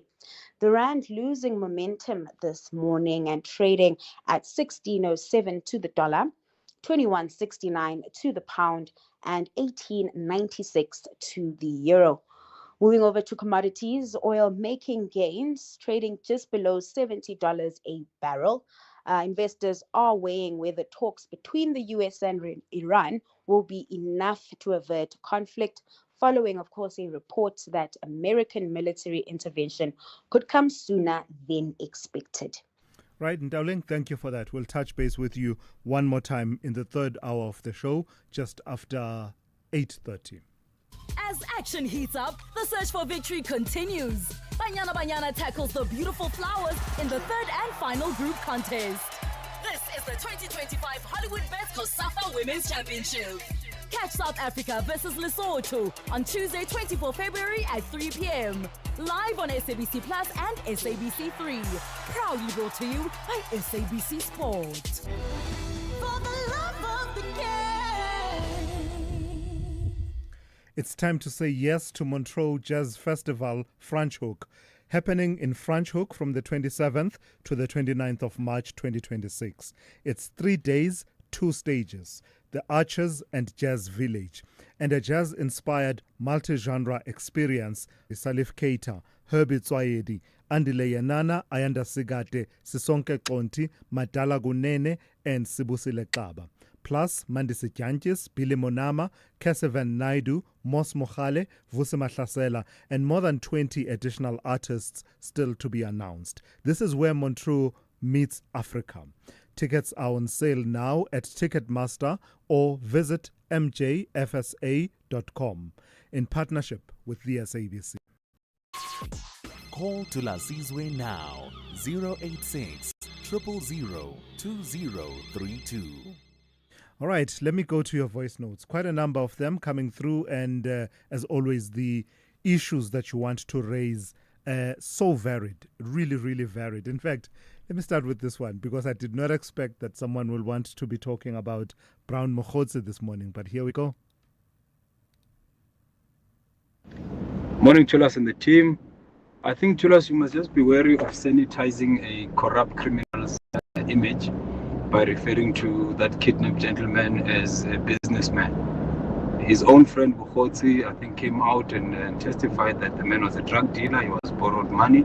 to continue and grow his drug operations, if I remember correctly. And I think by referring to him as a businessman, I think it paints a very, very difficult picture to accept, in that knowing that he was a criminal. Sure, I hear you, and I take the criticism, to heart, because I'm actually, you believe it or not, I'm one of those who believe that we do that a lot, especially in broadcast media. So to the point that I wouldn't want to be described as businessmen right now, because businessmen seems to be a code for alleged criminal, allegedly corrupt, but somehow we refuse to say alleged criminal. I think with Jerry Boshoga, I wasn't thinking more about his own activities, and I wasn't thinking about the testimony that you are referring to. But otherwise, I don't do that thing of sanitizing. You are alleged criminal mastermind, alleged criminal, because that's how you came to infamy in our country. We don't know you for your business activities. We know you for what we came to know about you when it was first alleged. Of course, with the proviso that everyone is innocent until proven guilty, of course, in our society. Let me take a few of your voice notes before I go to the calls. Good morning to us. I'm interested in something. I want to find out all these top-ranking cops that are implicated in all these shenanigans. Are they career cops? When did they join the police force? How long did it take them to be parachuted to those positions, if they were parachuted, or did they earn their way to the top? Because I'm really thinking maybe it's related to how they got those positions, why they are behaving like this, or why they behave like this. Yep, you and I both, brother. I've asked myself that question. How is this the person who is leading the police, who is at the top echelons of the police? I've wondered myself. Morning, Thulas. The way I see things, the Matlala is not the corrupter here. He's got a bigger fish above him. It's just a conduit. He was a conduit. There are bigger fish above Matlala there. You couldn't achieve all these things, these scandals, one man. There is a bigger fish there that enabled Matlala to do all what he did. It's just a conduit, that one, an electric conductor, anonymous. Yeah, all right. So that will be interesting then to see where the trail leads if we go by your thinking. Who then is the puppet master? Who's pulling the strings above Matlala? Yeah, we're in for some intrigue. And let me take two voice notes to do with the Edgar Lungu matter and the family. And then I'll go to the calls from Temba, Haley, and Loward coming to you just after the traffic update. But let me take these two to do with Edgar Lungu and just this whole saga about his burial and what I was saying earlier on, that we are people who have been able to resolve conflicts between nations using dialogue. Are you telling me that in the entirety of Southern Africa, there isn't a mediator with the skill and capability and experience and gravitas to be able to call these two sides together and say, you've prosecuted this thing far enough, let's settle it, let's bury this man with dignity? So let me take those voice notes. I don't know what kind of petness that president from Zambia has to keep a dead body just like this, simply because you want to show off that you are in power now and you are in control. No, man, don't go to I've never heard anybody say, no, I want to be at a funeral, and the people, the family say, no, we don't want you here. Then you still fight tooth and nail to be at that funeral. He's a very cruel president, that guy from Zambia, man. Let the family bury their dead. Huh? You're absolutely right. That's actually one of the possible compromises where you could say, we as the state believe that in the interest of a dignified burial, we're going to back away. It's fine. Go on and bury him without our involvement. Good morning, Thulas and the listeners. This is Nati from Cape Town. Thulas, with regard to the Edgar Lungu matter, it's so amazing because most of the governments, if ever there's a dead body with no one to claim, they bury it. they encourage people to claim like the family members. Now that the family members don't want the government to be involved in Lungu family, they're taking them to court. We live in an interesting world indeed. Yeah, I hear you. All right, I'll come back with the calls. As I said, Temba, Haley, and Loward, be on standby. SAFM, guiding you through the rush hour traffic. Heads up, couple of big incidents. One, Fort Beaufort area in the Eastern Cape. You got any plans to travel there? Maybe cancel that. Try tomorrow. It's day 2 of protesting. Truckers through the area telling us on our traffic line that the protest is even worse than yesterday.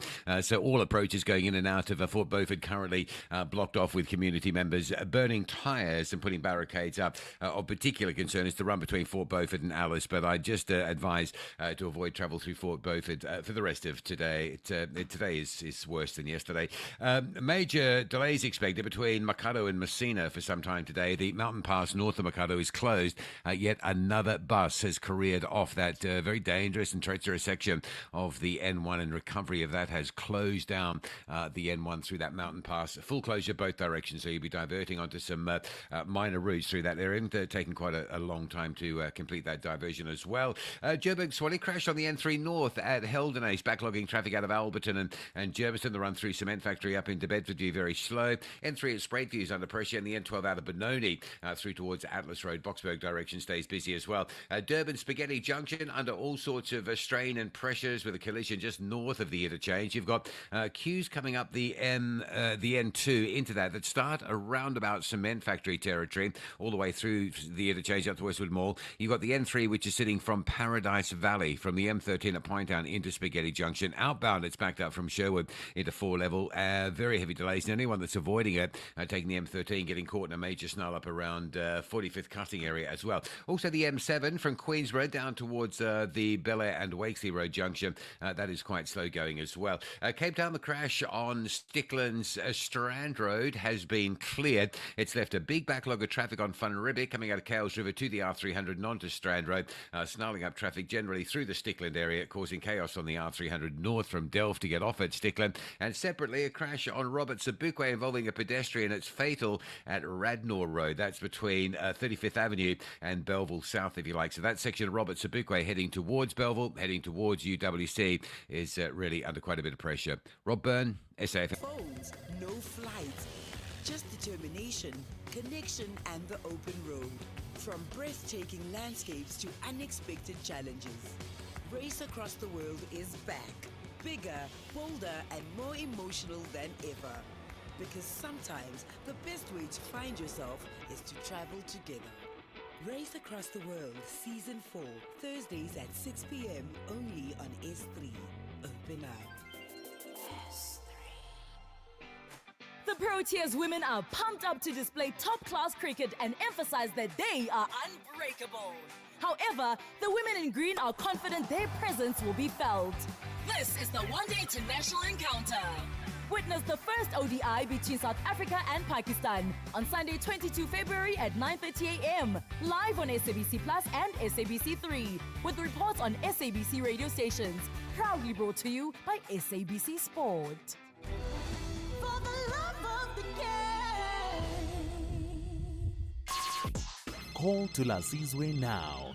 086 000 2032. All right, straight to the calls we go. Temba in Emalahleni. Good morning. How? Sawubona Temba. Hey, morning, Bob Thulasizwe. We're good, Baba. Please go ahead. Sir, I'm just willing to comment on the briefing from Ubaba Usbia. Yes. I'm a little bit concerned the way how he states his side of the story. One, immediately he put a political team that is against him. All of a sudden, he put MKP on that picture.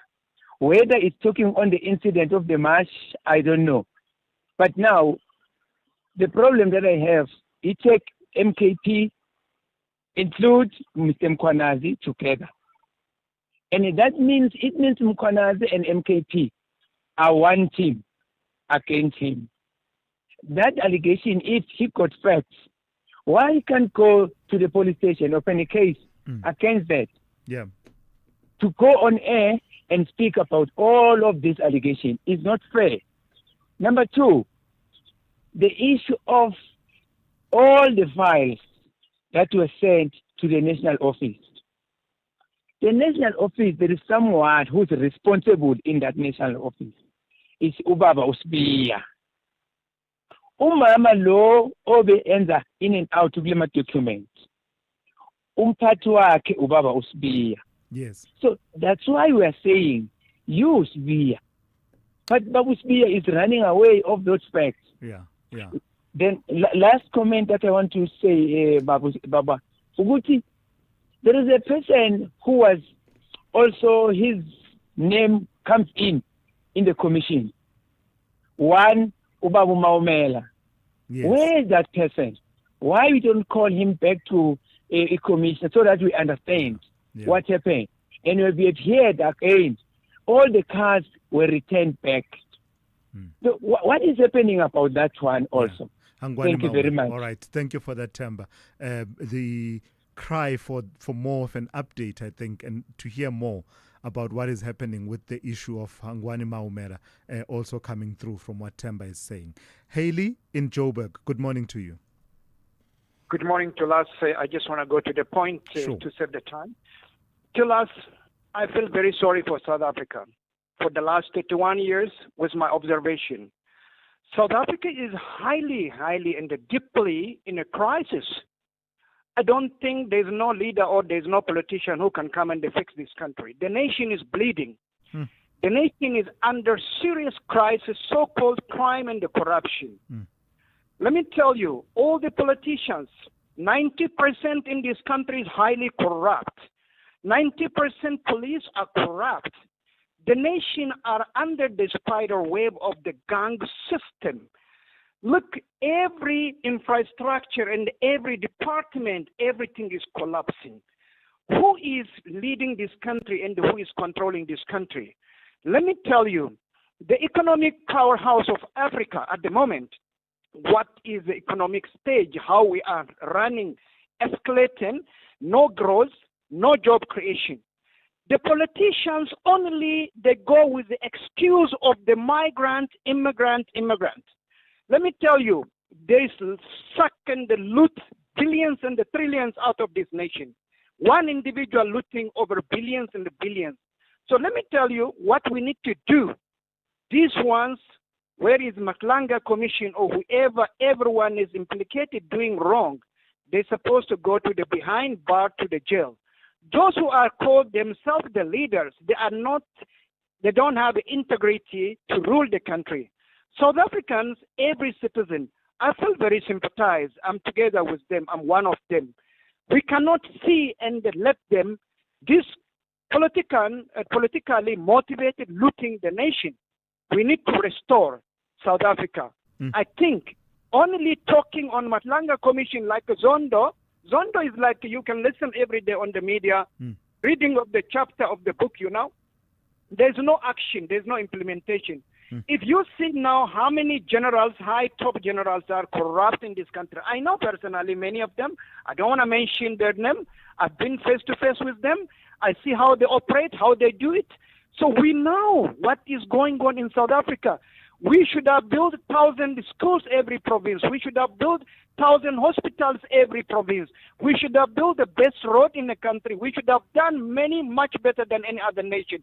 We should have employed millions and millions in the country. So now they suck the country. They excuse the immigrant or the migrant. They are only good to steal and they are only good to excuse against migrants. Haley, my brother. Thank you, Yes, Haley. sir. I thought I should just keep quiet and allow you to. It felt like it came from the heart, so I thought let me allow that and respect that. That's Haley delivering an address from his heart, something of a state of the nation, really, in the manner that he was diagnosing the situation in the country from his vantage point and then offering what he believes are the solutions. Loward in Alberton, good morning.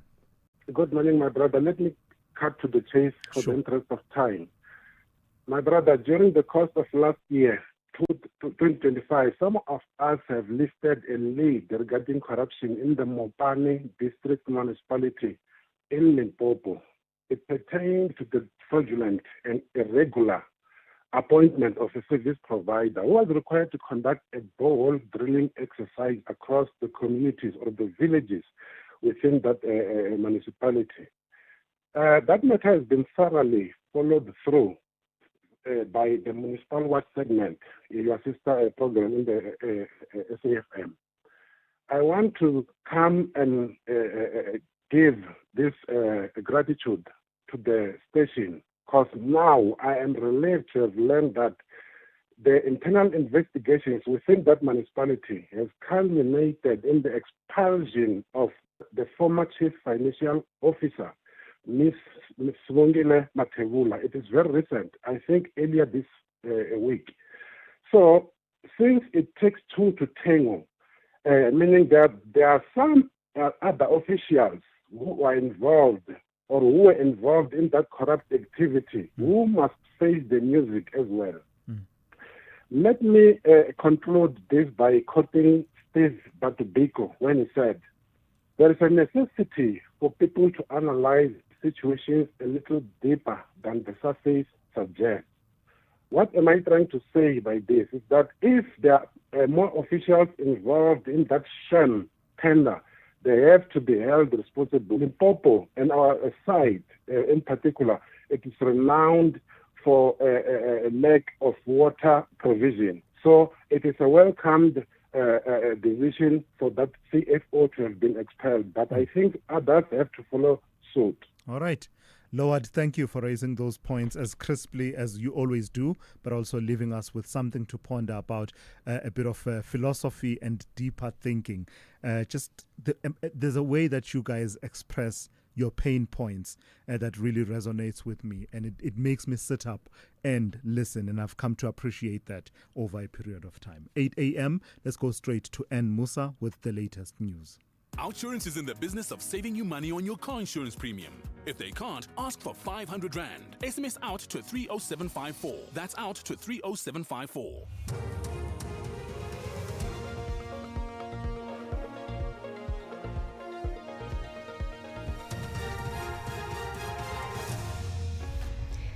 In our top stories, Mkhwebane responds to Sibiya's claims and UN experts criticize release of Epstein files. Good morning. Impeached Public Protector Advocate Thulasizwe Simelane has sought to clarify suspended Deputy National Police Commissioner Shedrick Sibiya's claims that she cleared him and the City of Johannesburg of wrongdoing over his appointment as Head of Group Forensic Investigation Services. He was giving testimony before the Matlanga Commission of Inquiry yesterday. Mkhwebane says her office 2022 report lists irregularities and calls for further action. This contradicts his testimony. Mkhwebane explains the discrepancies in Sibiya's testimony.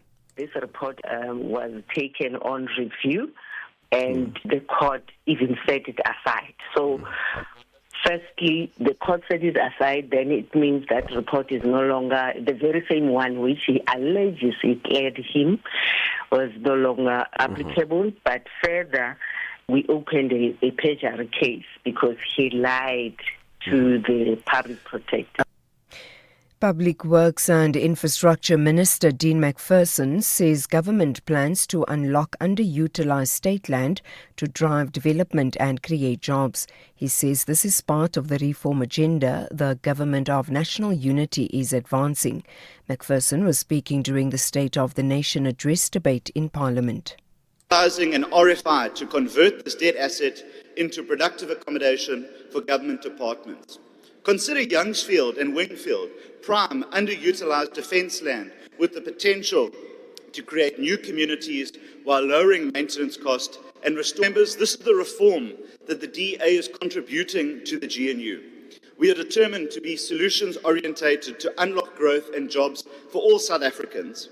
A new investment vehicle will attract untapped investment. It will create hundreds of thousands of new jobs. Families of 4 South African men who were rescued from Ukraine have expressed gratitude to President Cyril Ramaphosa and the Russian government for their safe return. The 4 men arrived at the OR Tambo International Airport yesterday. They are among 17 men who were allegedly lured to fight in the Russia-Ukraine war under the pretext of lucrative employment contracts. This member of one of the families has chosen to remain anonymous. It's been a very difficult time and difficult journey for the families because their parents were given a wrong narrative to say that these guys were hired to be trained as bodyguards. But when they got that side, they were taken into a fight in Ukraine. What we are happy with is that we were able to communicate, and we are happy that the president of the two countries, President Cyril Ramaphosa and President Putin, managed to come to a term and agree that these men must come back. And in other news, Muslims across South Africa officially began fasting for Ramadan today. The new moon was sighted last night. Every year during the month of Ramadan, Muslims fast from dawn until sunset. There are also special prayers and charitable deeds during the month. And finally, a group of UN independent human rights experts say the Epstein files contain disturbing and credible evidence. The 9 experts say systematic and large-scale sexual abuse, trafficking and exploitation of women and girls could amount to crimes against humanity. The experts serving as special rapporteurs was appointed by the UN Human Rights Council. Showan Bryce Peace reports. The group referred to the crimes as grave in scale and explained that under international criminal law, crimes against humanity occurred when acts such as sexual slavery, rape and forced prostitution and trafficking, among others, were committed as part of a widespread or systematic attack against a civilian population. The group criticized the release of the files, compliance failures and botched redactions that put the victims at risk and urged US authorities to urgently remedy these failures, ensure full disclosure, reparations for victims, and call for the statute of limitations preventing prosecutions of crimes attributed to the Epstein enterprise to be lifted. They said it was imperative that governments acted decisively to hold perpetrators to account. Recapping the top story, impeached public protector advocate Thulasizwe Simelane has claims that she cleared him and the city of Johannesburg of wrongdoing over his appointment as head of Group Forensic Investigation Services. For SAFM News, I am Anne Musa. Outsurance will go out of their way to try and save you money on your car insurance. If they can't, ask for 500 Rand. SMS out to 30754. That's out to 30754. With Outsurance, saving on your car insurance is sweeter than heart-shaped chocolates. 30-year-old Dineo saves an unbelievable 1,094 Rand on her 2025 Kia Sonet. Get a quote now, and if Outsurance can't save you money, ask for 500 Rand or 1,500 Rand if you've been claim-free and with the same insurer for 3 years. Why pay more when you could be saving? SMS out to 30754. That's out to 30754. Outsurance, licensed insurer and FSP. T's, C's and information online. Good morning to you. Let's get to your sports. And it's cricket, where the Proteas may be unbeaten at the T20 World Cup. But Corbin Bosch says standards must rise, especially in the field. And we also have Lara McThalia shining for Team South Africa at the Winter Olympics. All the details at around 8:30. SAFM, guiding you through the rush hour traffic.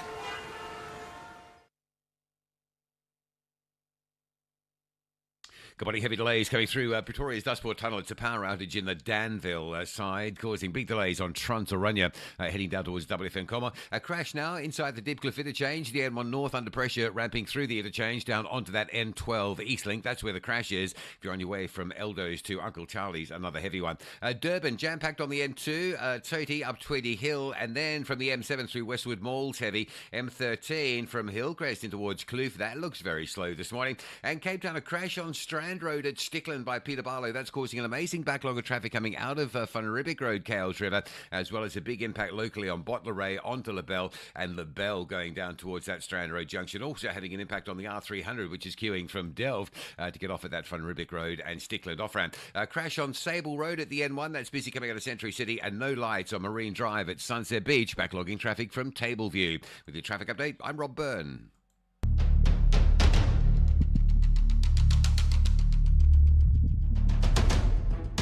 The Morning Brief with Thulasizwe Simelane. Weekdays, Monday to Friday, 6 to 9 a.m. The Morning Brief with Thulasizwe Simelane. Weekdays, Monday to Friday, 6 to 9 a.m. 9 minutes after 8. Welcome to the third hour of the Morning Brief. We are on SAFM 104 to 107, but as always, broadcasting live also on our digital platforms, the website safm.co.za, also on YouTube, SAFM Radio, but we are at SAFM Radio on Facebook as well as on X. As we always do at this time, let me go through some of your messages, a variety of issues that you want to put on the table. Sipo, for example, says, MK Party can never beat tribalism. Minister Lamula was attacked for speaking isiZulu esipugile, quote-unquote, broken Zulu, while he was using Siswati. It was irrelevant for Zuma that innocent men are stranded in Russia and only 4 have been traced.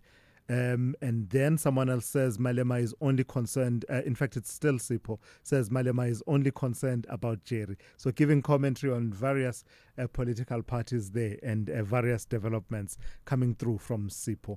TG says on the men that are starting to come back from the conflict in Ukraine, says, tell me, are these, and he calls them dogs of war, an allusion to alleged mercenaries, are these dogs of war not supposed to be arrested on arrival? As if my memory serves me well, our constitution is against illegal military assistance. And remember, these people did not deploy themselves. And why Duduzile Zuma is treated with kids' gloves in the matter? And you find out from people with knowledge, and even that Zupta Stockfell must be held accountable for this madness, says TG. TG, you are on the right track as far as, at the very least, the question will be broached. At the very least, we expect that the question will arise, right, in the form of the state asking these men to account for how they ended up in the conflict in Russia, because you are right that there is that prohibition on foreign military assistance. Military activity is criminal in this country. So if you leave the country and join a conflict and serve on one side of the conflict, you are engaging in in mercenary activity, and it is a crime in the country. But also at the same time, you kind of know what the defense will be if and when that comes up as a charge, that they were duped and they were lured into fighting. They were duped under false pretenses. Well, duped means it is under false pretenses. They were recruited under false pretenses that they were going to be receiving training, jobs, etc., etc., and they found themselves at the forefront in the fighting. So that's part of what you can expect. We do expect that at the very least, the subject may be broached by the state. AB, I can't remember if I read your message a couple of days ago, but I meant to. So I'm going to read it again. Hopefully I didn't read it and it's not a repetition. AB says, I would like to know why we do not have renewal of roadworthy statuses of our vehicles. Renewal of roadworthy status will not only bring safety, but will bring money as well. Remember, we have our driver licenses renewed after every 8 years, and this concept can close the gap. This will make sure our cars are maintained to avoid being taken off the road. A vehicle can be given safety license for 5 years. Then after that period, you go for renewal, says AB. AB says this idea that the roadworthiness of a vehicle is tested once at the point at which it rolls off the assembly or off the shop floor is a concept we need to revisit so that it has every 5 years. I don't know. What do you think? Would it help to enhance safety in our country? Let me lastly read a message from Daniel. Daniel says, the caller Haley or something is not even South African, but he's on radio disrespecting our country. Why is he even in our country if he's complaining like this, like he is entitled? That's why I support xenophobic acts to an extent, says Daniel. Well, Daniel, that's one way to react and respond to what Haley was saying. That's one way to do it. The alternative is to ask yourself, is there truth to some of what he was saying? Is it true that we have the problems that he was pointing to? And is it true that we need to respond and solve the problems in the manner that he was talking about? So the essence of his message, is it valid? Is it true? Because at the end of the day also, we don't know whether Haley is in South Africa documented or undocumented. That is not apparent to you and I. So do we reject what he says simply because he's not South African? That is what I want you to also reflect on. The number to dial, 086 000 2032. That's 086 000 2032. Your WhatsApp voice notes 0614 104 107. Let's get into it. The third hour of the morning brief on this Thursday. If you think you cannot afford a lawyer, think again. Clientele Legal has made professional legal services affordable. You receive up to 745,000 rand worth of legal services per year. Our range of plans include cover for you, your spouse, children, and extended family. Plans include cover for civil, criminal, and labor-related matters. Whether it's protection orders, gender-based violence, uncontested divorce, or poor service, your Clientele Legal lawyer will be there to assist you. Our services are convenient. Simply pick up the phone and call your lawyer or send us an email and we'll get back to you. All plans include a bail benefit of up to 5,000 rand and we'll go to the police station and pay it for you. Plus, Clientele Legal offers you 24-hour telephonic legal advice. SMS SAFM to 32195. That's SAFM to 32195. Clientele General is an authorized FSP and licensed non-life insurer. T's and C's online. Standard rates apply. This February, fall in love with a blockbuster that defined a generation. Courage, survival, rebellion. The world of Panem returns. Every moment, every battle, every choice. Settle in for the ultimate movie night with The Hunger Games. Back on your screen where it belongs. The Hunger Games, Sundays at 7 p.m. only on S3. Open up. Alcohol drowns our hope and fuels our pain. Our streets are flooded. Our families are breaking. Women and children are not safe. Alcohol kills 100 people in South Africa every day. For more information, visit www.truecostofalcohol.africa. Increase excise tax on alcohol. This is Thulasizwe Simelane on the Morning Brief. 16 minutes after 8, let's turn to the running theme of the water crisis in the country. And the People's Water Forum is calling on government to declare the country's worsening water crisis a national disaster, citing widespread infrastructure collapse and chronic service delivery failures. The forum made the call during a media briefing at Constitution Hill on Wednesday, following recurring water outages in parts of Johannesburg that have left some communities without running water for weeks.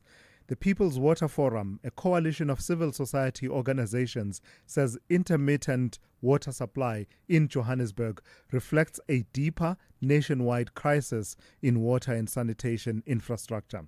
Let's speak to Ferial Adam, Executive Director of WaterCan and also an environmental justice activist. Good morning to you, Ferial, and thank you for your time. So let's start by talking about who the People's Water Forum is and how representative you are of the water crisis as it manifests in both urban and rural South Africa. Good morning to Thulasizwe and to your listeners. So the People's Water Forum at the moment is most of the organizations that have been organized, well, in Johannesburg. So it's the Joburg Crisis Alliance, the Water Crisis Committee. We've got a number of residents associations. We've got people from Freedom Park on and Nana's Farm. So it's trying to, all the issues that have been happening over the last year, it's different representatives from these areas that are part of it. It also includes Joburg Can, I'm sure, and people, Professionals for Change. So it's got a number of organizations that have. It's the same group of people that organized the 1st November protest. So let's talk then about the call to have the crisis declared a national disaster, because it manifests partly in Joburg, but in other parts of the country as well. And in fact, in many instances, rural South Africa and other parts say that they have had the situation that we are dealing with in Johannesburg for many, many years. How would declaring it a national disaster help? So you're very right. It is, there are areas across the country that do not have access to proper water and sanitation, and WaterCan has been working with that for a number of years. Why that would help is because we feel it would definitely spotlight and put this as an urgent issue that needs to be tackled wherever it is. Right now, just putting it into a SONA is its words, but there's no action out of it. And the focus cannot only be Johannesburg, because while Johannesburg is the poster child of a disaster, this, as you said, is going on across the country. So if, the water committee that the president is setting up and all of that just focuses on Joburg, we are going to see more deterioration, health challenges across the country. And that is why having it as a national disaster on infrastructure, that there can be a focus that will force local governments to act and concentrate on trying to fix those issues. So you allude to the mention of the water crisis in the State of the Nation address and the creation of the National Water Crisis Committee, following along the lines of what was done when we had the load shedding situation. What's your sense of that representing action as opposed to mere words? Well, I think for the moment, it depends. We have nothing from that committee. We don't know if it's just going to be a talk shop. We don't know what plans are going to be in place. So we need more information, and that's what we're asking for as well in our letter to the president, is that who is going to make up this committee? What are they going to be their primary goals? And is there a deadline?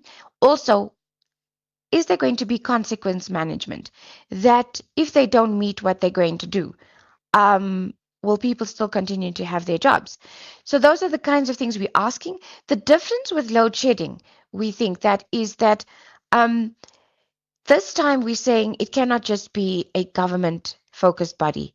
It has to be a collaborative, integrated approach, all levels of government, business, and civil society, because on the ground right now, those are the people that are actually tackling the challenges.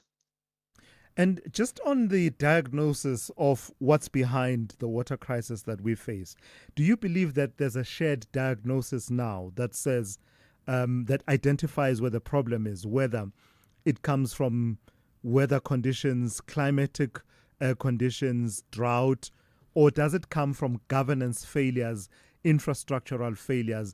Do you believe that this is shared across the multiple stakeholders who will have to respond to this crisis, civil society, government, and the likes?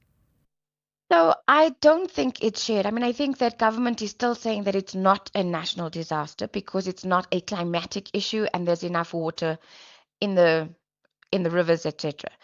We're saying that we've got to look beyond just the climatic definition of a national disaster, because when you have 70% of your wastewater treatment works spewing sewage into your rivers, when you have that at least half of your drinking water systems across the country is not fit for drinking, that people don't have access. Millions of South Africans still don't have access to clean, safe drinking water.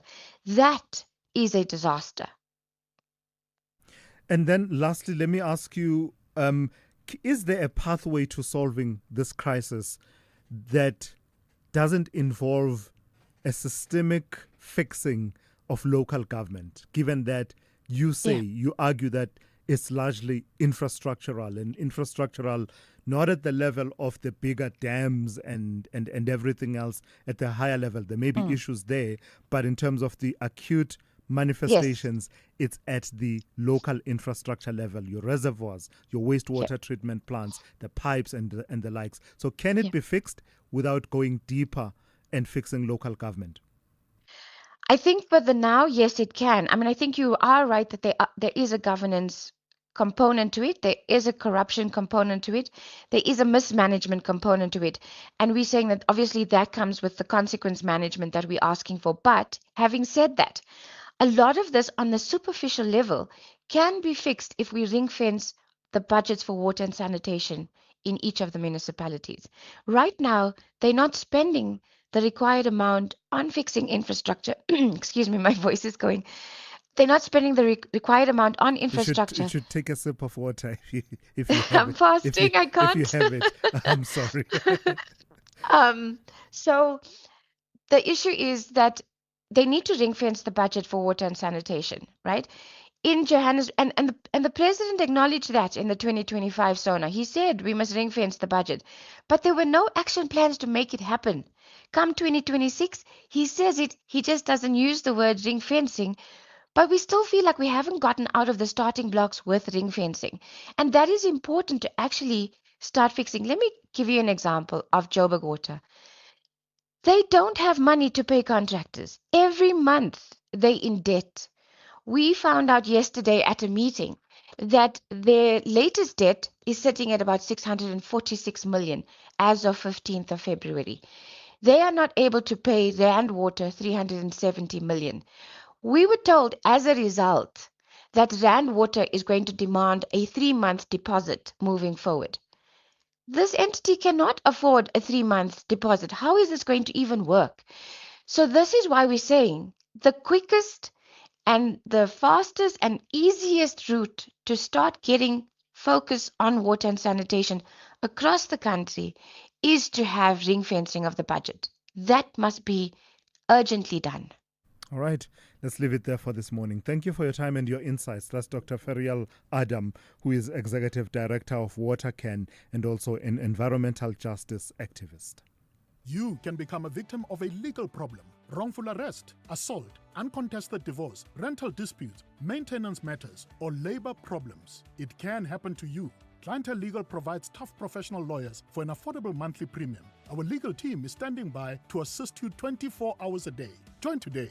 SMS SAFM to 32195. That's SAFM to 32195. Clientele General is an authorized FSP and licensed non-life insurer. T's and C's online. Standard rates apply. This February, fall in love with the journey. No phones, no flights, just determination, connection, and the open road. From breathtaking landscapes to unexpected challenges. Race Across the World is back. Bigger, bolder, and more emotional than ever. Because sometimes the best way to find yourself is to travel together. Race Across the World Season 4, Thursdays at 6 p.m. only on S3. Open up. S3. Big stories of the day. Hashtag the morning brief. All right, let me take a few of your voice notes. I see that someone, in fact, 2 people want to talk about the Madlanga Commission of Inquiry as well as General Nhlanhla Mkhwanazi. Good morning, Thulas.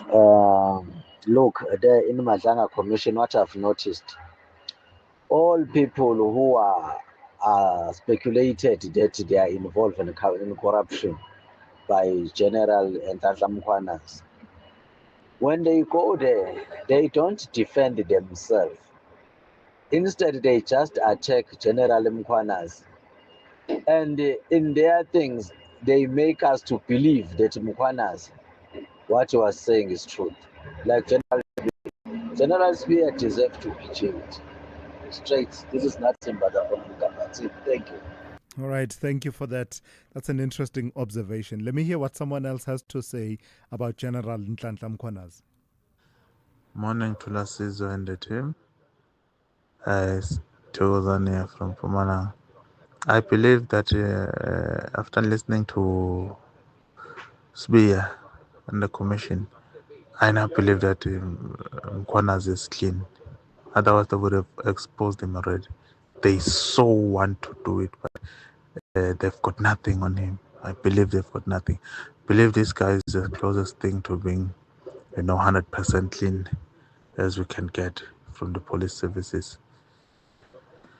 Viva Mkhwanazi, viva! All right, so there you have it. At the very least, though, and even as the allegations are being tested, what we've come to know already, as a matter of fact, in the various policing systems, be it Ekurhuleni Metro Police, be it SAPS, what is already what they call common cause, is enough for us to be worried. So at the very least, that briefing, I don't think can be debated, that it has allowed us to lance the boil, as it were, lance the boil of the rot within our criminal justice system. We've come to know things that we had no inkling, we had no cooking clue. So at the very least, I think it's been worth its weight, at the very least, on that score. This is not attesting to the veracity of the rest of the allegations that are still to be tested by the Commission of Inquiry. But in terms of lancing the boil, systemic issues being addressed, I think it's been worth its weight in gold, that briefing by Nhlanhla Mkhwanazi, what it has opened up, the doors that it has opened. Let me take a quick update from Ulrich Hendricks, SABC journalist, who's watching the Ekapa mine situation and the rescue situation out there in the Northern Cape. Good morning to you, Ulrich. What is the latest coming out? You were reporting about difficulties for rescue teams to get to the trapped miners. What's the latest you can tell us? Hi, good morning, Thulas. Well, there's just so much water and so much mud, down that 800 and something meter shaft that, they've been pumping since this happened at 1 o'clock a.m. on Tuesday, and they've just not been getting there. So overnight, the Copper Mineral says they have started what they call aggressive pumping, hoping that enough water, enough mud will be extracted from that 800-meter shaft so that they will be able to get to those people. It is nearing 60 hours. So, in terms of, the golden hour type of situation, it is getting up, the news is starting to get a bit dismal. We don't know the state of the miners. They have been there for nearly 60 hours. We don't know if they have food, if there's enough oxygen, if they are injured. There's been no contact with those miners since the mud rush on 1 o'clock a.m. on Tuesday morning. So at the moment, they're just basically just pumping water, pumping mud, hoping that they'll extract enough so that it is safe enough for rescue crews to basically go down the shaft and get to those people at the moment. How best would you describe the conditions from obviously what the rescue teams are telling you, the depth at which they are working, this whole idea of pumping mud and water, pumping it out, and how difficult it makes it, and the pace at which they can advance to try and get to the trapped miners? And the number is 5, right? Yes, at the moment it is 5 people that are trapped, that remain trapped.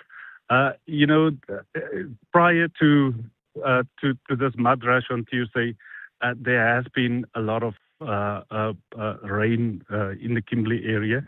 So that water, compounded by the water already in the groundwater, because it has even been raining the whole summer season.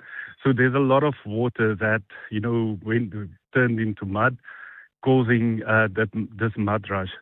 They've been telling us that, they've been pumping since it happened. First, the responders from Salt Lake Municipality tried to pump as much as they could before specialized crews were called in to continue that work. So yesterday they were at the briefing yesterday. They said that they've been really trying to pump out water and mud, and at that moment they were just breaking even. So the water in the mud that was continuing to come in, and the water and the mud that they were pumping out were more or less of the same level. Hence, they were now doing what they call aggressive pumping overnight, and they're continuing that aggressive pumping this morning throughout the day, and they're hoping that towards tonight enough water and mud will be pumped out of that shaft so that they will be able to send people in to get to the miners.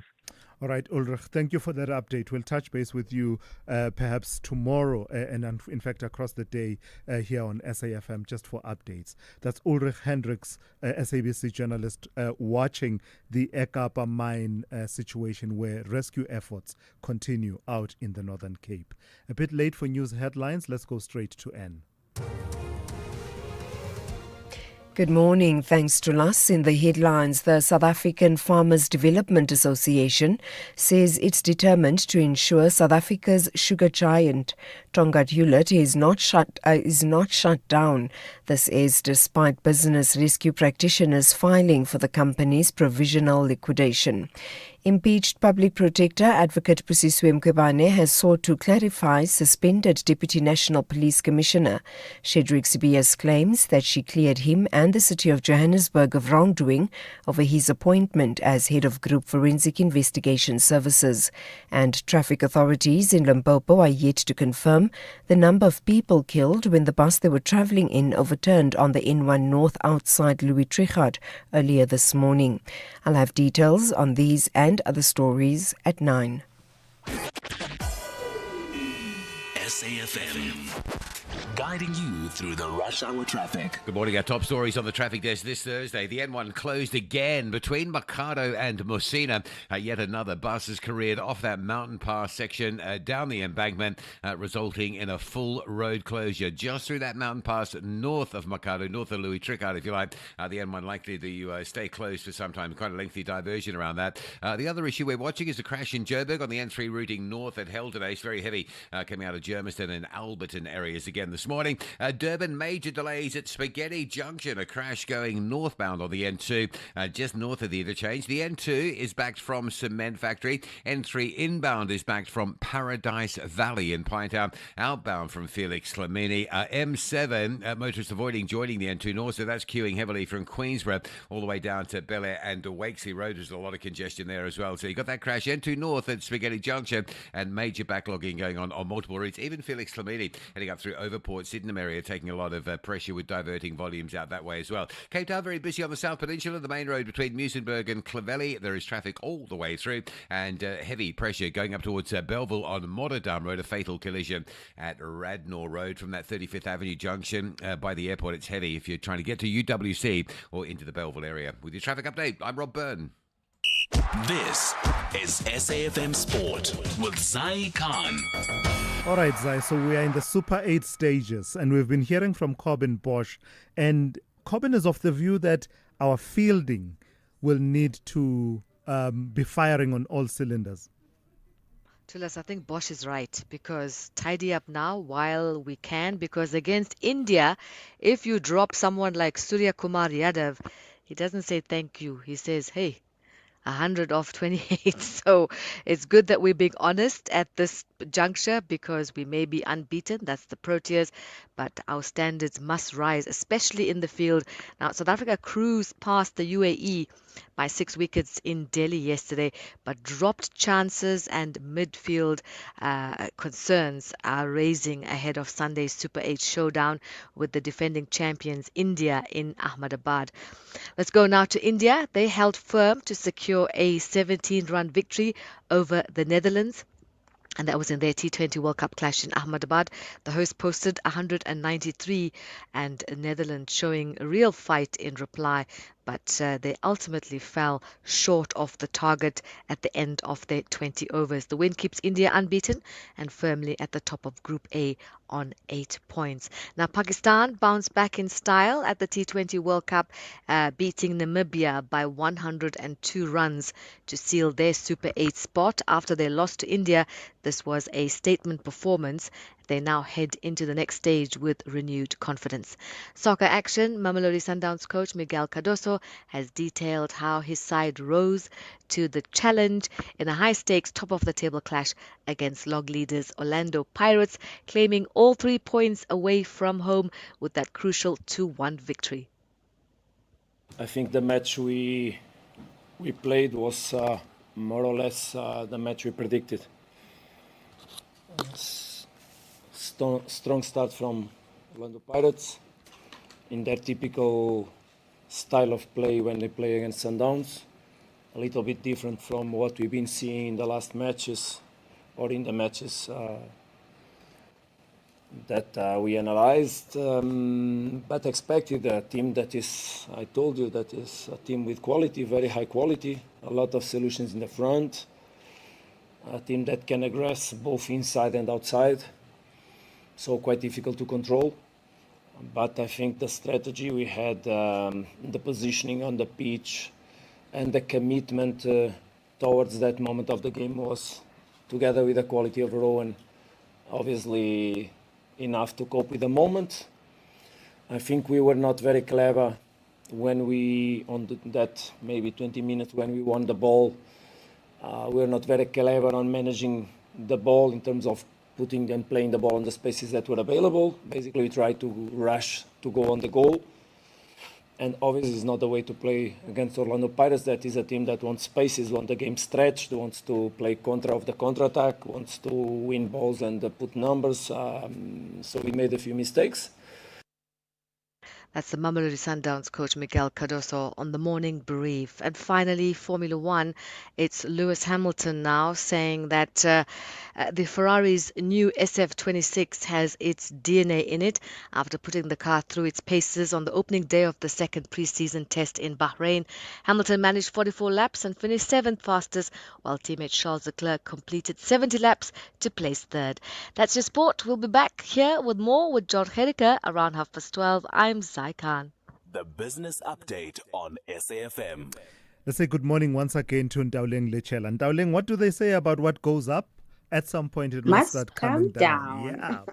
Well, you know, without being upbeat about it, because this is the kind of coming down we don't really want. Tell me about business confidence. You're saying it was riding high, riding the tide across 2025, but now it's starting to slip.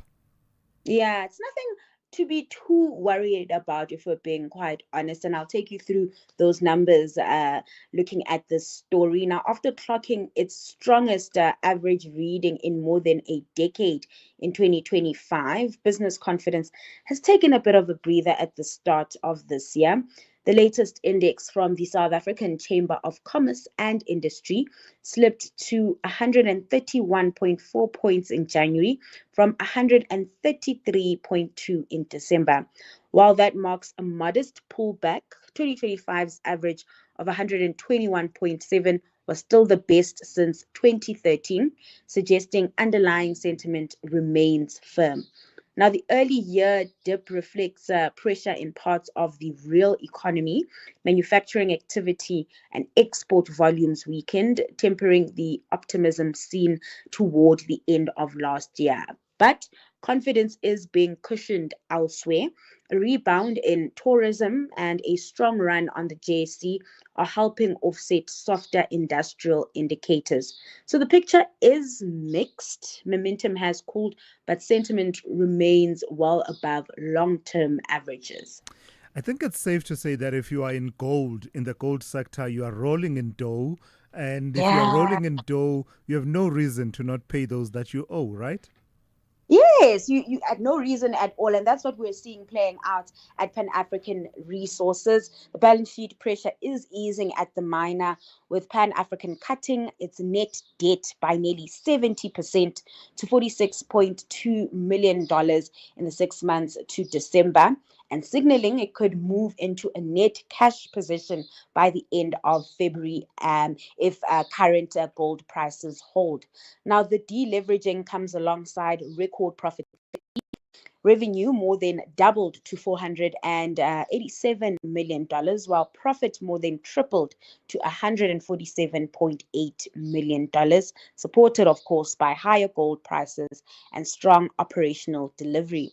Company CEO Kobus Lutz said the results reflect a strategy focused on high-margin tailings retreatments and the acquisition of Tenet mines in Australia. Moving forward, Pan African expects to produce up to 292,000 ounces of gold this financial year, with costs revised slightly higher, but margins remaining robust at current gold prices. So roll it up nicely together and throw forward and give us a sense of the kind of trading day we can expect today. Yeah, it's those high gold prices that are likely going to boost the JSE at the open today. So we're expecting a beat open at 9 a.m. Precious metals, of course, ticking higher. The likes of gold, platinum, palladium, as well as silver, really in the green and likely to boost the JSE today. It is a busy day on the company news front. Results out from Kumba Iron Ore and Goldfields. Turning to currency action, the rand is on the back foot, sitting at 16.07 to the dollar, 21.67 to the pound, and 18.94 to the euro. And then zooming in on oil, crude extending gains this morning, trading at $69.30 a barrel. Now, we're seeing this uptick as US and Iran sought to diffuse a deadlock in negotiations over Tehran's nuclear program, even as both sides step up military action. That, of course, filtering through into the oil price, and we are seeing those push-pull dynamics at play there, ticking closer to the $70 mark. And then moving over to equities, stateside, futures in the green. Investors are digesting the latest Fed minutes and turning their attention to policymakers' preferred inflation gauge, that being the PCE print, which is due tomorrow. The mood over in Asia pretty similar, with Japan's Nikkei on track to close the day in positive territory. Are you walking your dog? Are you walking your poodle? No, there's a dog outside. Tulas, it's not my dog. Oh, okay. Your life keep busy, man. Your life is busy, Ndauling.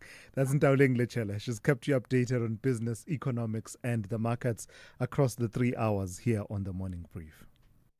The Blues are going all out for maximum points at Stamford Bridge. Stevaus flipped it back to him. The Brazilian connection working nicely. João Pedro for two, and he's done it. The Blues Brazilians at the double here. However, it is a must-win game for the Clarets to try to escape from the danger zone. Deflected and in! Oh, Burnley lead! Sharp lead for the Clarets. Bashir Humphries will claim it. It's got a deflection, and Burnley have got an early lead here. This is the Premier League. Chelsea FC versus Burnley FC, the Saturday 21 February at 4:30 p.m. Live on SABC Plus and SABC 3. Proudly brought to you by SABC Sport. For the love of the game. This February, fall in love with a blockbuster that defined a generation. Courage, survival, rebellion. The world of Panem returns. Every moment, every battle, every choice. Settle in for the ultimate movie night with The Hunger Games. Back on your screen where it belongs. The Hunger Games, Sundays at 7 p.m. only on S3. Open up. Call Thulasizwe now, 086 000 2032. Yeah, I want to take some of your WhatsApp voice notes and messages. A lot of you reflecting on what we've been talking about around the Madlanga Commission of Inquiry. But I also see that the issue around water and the crisis that we were discussing with Dr. Ferial Adam a couple of minutes ago is also resonating quite significantly. So let me see if in fact, what I would want to do with the water situation is give a sense of the water situation beyond Johannesburg, because that's what we tried to be deliberate about.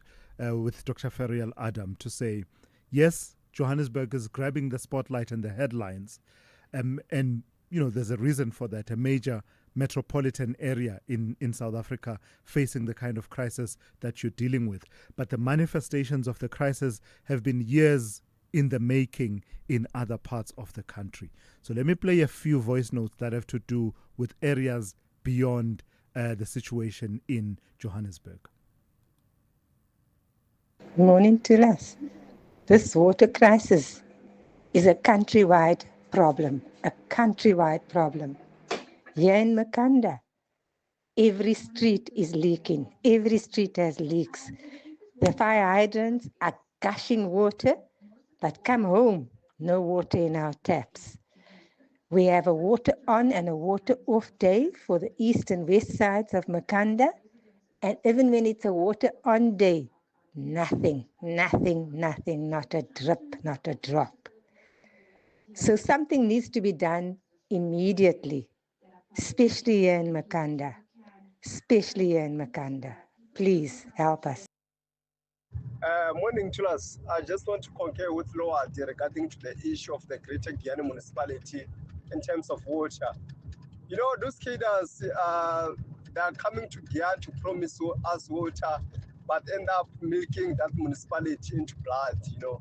It's very pity and shame. A lady, a woman that we believe maybe one day the leadership of women can take us away, but today she's being suspended by a maladministration, poor handling of finances. Shame on her, and we'll make follow-up. We'll keep on updating you, whether she's in jail or we're busy shopping with her around the complex. Thank you very much. Morning, Thulas and the listeners. It seems everything's being declared a national disaster. Every problem we have, the only solution is to declare it a national disaster. We have a problem with crime, national disaster. In fact, let's bring in the soldiers. We have a problem with water, national disaster. We have a problem with foot and mouth, national disaster. Everything is a disaster. Why don't you just call this country disaster? In fact, it should be the Republic Disaster of South Africa. Oh, God. Only in Pinetown. I don't know what the Republic of Disaster South Africa. Oh, yeah, hey? It is tough. That mode of working of national disaster where they say it unlocks resources and improves coordination. Shouldn't coordination be built in anyway? Shouldn't that be the default? That great coordination, you unlock resources where they are needed without needing to declare a national disaster. But if it helps us, I suppose that's the route we are supposed to go. SAFM, guiding you through the rush hour traffic. A couple of closures you need to know about today. One is Fort Beaufort down in the Eastern Cape. It is day two. Quite aggressive protesting, quite widespread and well-supported protesting, if you like. The community members are out blocking currently all exits going in and out of Fort Beaufort. So anyone with plans to travel through that part of the Eastern Cape today should perhaps cancel that and go again tomorrow. You may well be facing a sort of long trip around that area if you decide to arrive there today into the closure. The other big closure route is the N1, just north of Mikado, north of Louis Tricard, if you like, through the mountain pass.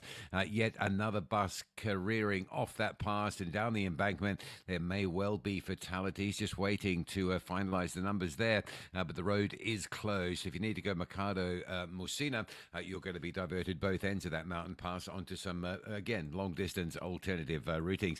Santon's fairly busy this morning. If you're getting in there, it often peaks on a Thursday in terms of volumes. An earlier crash on Rivonia at Greyston and on Santon at Greyston. So whether you're coming in from Morningside or whether you're coming in from Bryanston, Randburg, it's still pretty heavily backed up into that central Santon area. Durban, the earlier crash on the N2 North at Spaghetti Junction has been cleared finally, but there's still a big backlog for this time in the morning coming up from the M7 Bluff exit all the way through into the roadwork. So you've got a backlog of traffic clearing into that roadwork section. Apart from that, Durban area just easing up quite nicely. It was busier earlier. Cape Town, a fatal pedestrian collision, Moradam Road, or Robert Sobukwe as we know it now, at Radnor Road. So going away from 35th Avenue at the top of the airport on your way to Belleville South or on your way to UWC, quite a heavy backlog, and that'll take some time to normalise. And the highways are still very busy, particularly the N1 inbound from Plattekloof Hill right through to the city centre, and Marine Drive, no lights coming out of Tableview this morning. Marine Drive backed from Bayside Mall all the way down to those faulty lights at Ocean View Drive at Sunset Beach. Rob Byrne, SAFM Traffic. Get Spar super savings at every store, in every aisle, every day. Buy 4 kg Spar IQF chicken, mixed portions, for $159.99. Save 50 Rand. Or 700 gram Spar pre-packed cheese for $89.99. Save 30 Rand. Now that's super savings. Price is valid from 9 till 22 February. While stocks last. Only at Spar. T's and C's apply. Catch the season premiere of Color Your Plate this Sunday evening at 7 as 4 hungry home cooks step into the kitchen to reimagine beloved family favorites in bold and unexpected ways. With the return of a Sterling from a previous season judging their every move, only one will earn the chance to progress and cook alongside them in the next round. Who will impress and take the first step forward? Find out on Color Your Plate, Sundays at 7 p.m, repeat Saturdays at 4:30 only on SABC2.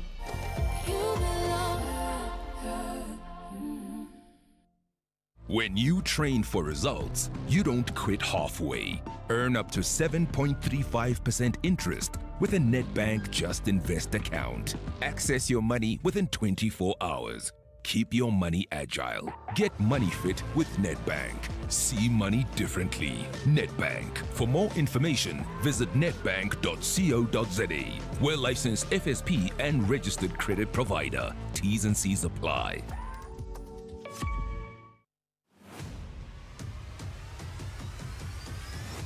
Thulasizwe Simelane is streaming live now on Facebook, YouTube, and X at SAFM Radio.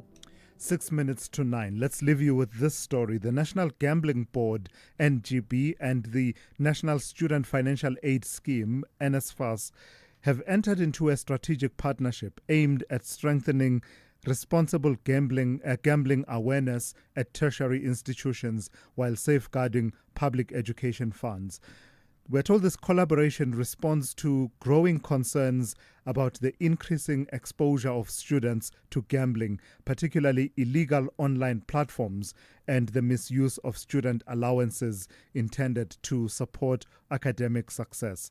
Let's speak to Wasim Karim, who is the CEO of the National Student Financial Aid Scheme. Good morning to you, and thank you for your time. I think the figures came out a while back, and just this sense of concern about the harmful gambling among the student population, certainly student population that receive support from NSFAS.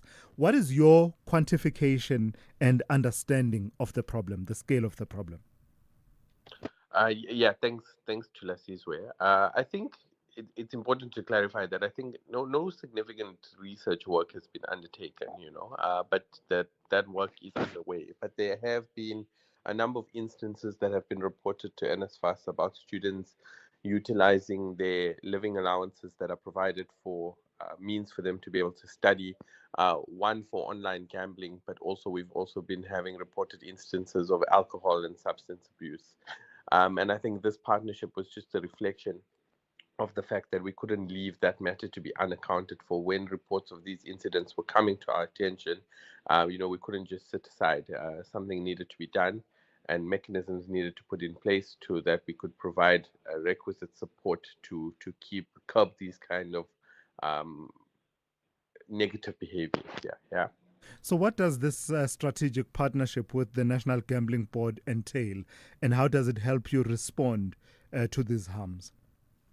Yeah, I think there's a couple of things. So at one level, the National Student Financial Aid Scheme takes responsibility for student funding, right? From various perspectives, payment of tuition, allowances, accommodation, and we have a role and responsibility to ensure that those are used for the appropriate purposes, right?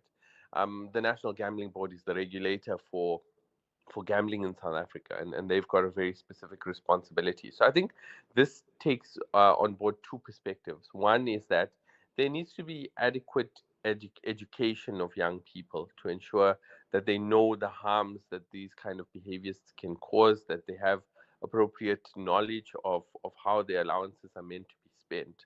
But then equally on the other side, the gambling board has the ability to do the requisite regulations with the betting companies, So there are conversations about student accounts not being allowed to register accounts with gambling bodies, for example, about the blocking of certain kind of websites and things like that there. So both from a awareness perspective as well as from a regulatory perspective, curbing these kind of practices becomes important.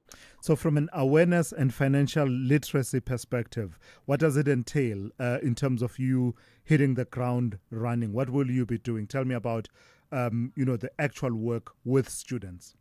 Yeah, I mean, NSFAS really, had in mind a program of action that we've suggested. We first wanted to stabilize the organization, consistency of funding decisions, disbursements to students, and elements such as that. But in stabilizing the institution, our focus has always been on performance of the fund, right? The fund can't just be an access-based fund. It's also got to be focused on graduations and outcomes of students here. And in doing that, we are looking, and particularly because the majority of our students come from poor, marginalized, working class backgrounds, our focus has always been, how do we provide wraparound support to our students in terms of knowledge and awareness, in terms of financial literacy, in terms of mentorship, on-campus support. And I think the intention is throughout 2026 and 2027 to have structured in-person sessions with our students to provide them with that kind of support, both on their studies, but also on their lives, to ensure that we produce successful graduates, but also successful future leaders for South Africa. Yeah. Lastly, and very briefly, Mr. Karim, yesterday we took a call from one of our listeners in Pietermaritzburg, and talking about a student who was funded for first year, second year, and for third year not funded. What leads to a situation like that? Because I don't imagine that if I meet the criteria in first year that I'm eligible to be funded by NSFAS because of the income levels of my family, unless someone gets a job in the family that suddenly pays them a whole lot of money, which doesn't seem to be the case in this instance. What are some of the permutations that lead to a student ending up not being funded in subsequent years?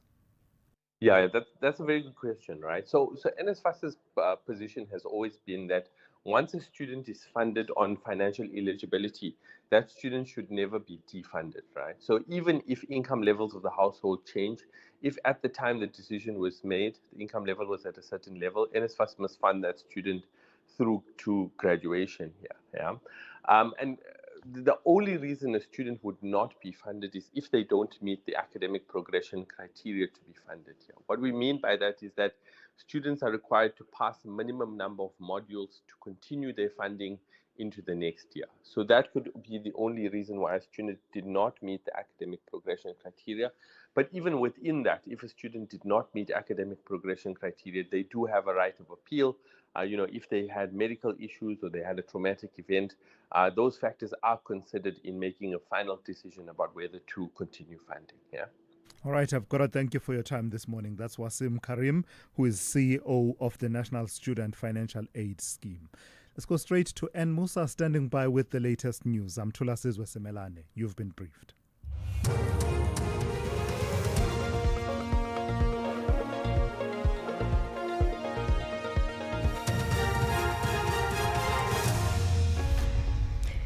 In our top stories, SAFTA urges calm over Tonga Hewlett's liquidation and Mqwebane responds to Sibiya's claims.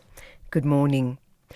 The South African Farmers Development Association says it's determined to ensure that South Africa's sugar giant Tonga Hewlett is not shut down. This despite business rescue practitioners filing for the company's provisional liquidation, putting thousands of jobs at risk. An accounting fraud scandal rocked the company in 2019.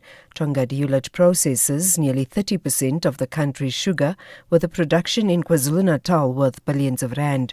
The association's chairperson, Dr. Siyabonga Madlala. We want to make a call for all farmers and employees of Tonga Hewlett to remain calm at these trying times, because the matter is being addressed at the highest echelons, and we are getting confirmation and confidence that the mills will open in the time when they have to open, and also farmers will be paid end of March for their monies. This comes after we've engaged the Vision Group, Ubaba Kumete, who has given us the same undertaking as the ITC, who's also said their mandate is to save and rescue Tonga Hewlett, plus also the business rescue practitioners and the management of Tonga Hewlett has indicated that this is a funded liquidation process. We hope that soon sanity will prevail. Impeached Public Protector Advocate Thulasizwe Simelane has sought to clarify suspended Deputy National Police Commissioner Shedrick Sibiya's claims that she cleared him and the City of Johannesburg of wrongdoing over his appointment as head of Group Forensic Investigation Services. He was giving testimony before the Madlanga Commission of Inquiry yesterday. Mkhwebane says the office's 2022 report lists irregularities and calls for further action. This contradicts Sibiya's testimony. Mkhwebane explains the discrepancies in his testimony.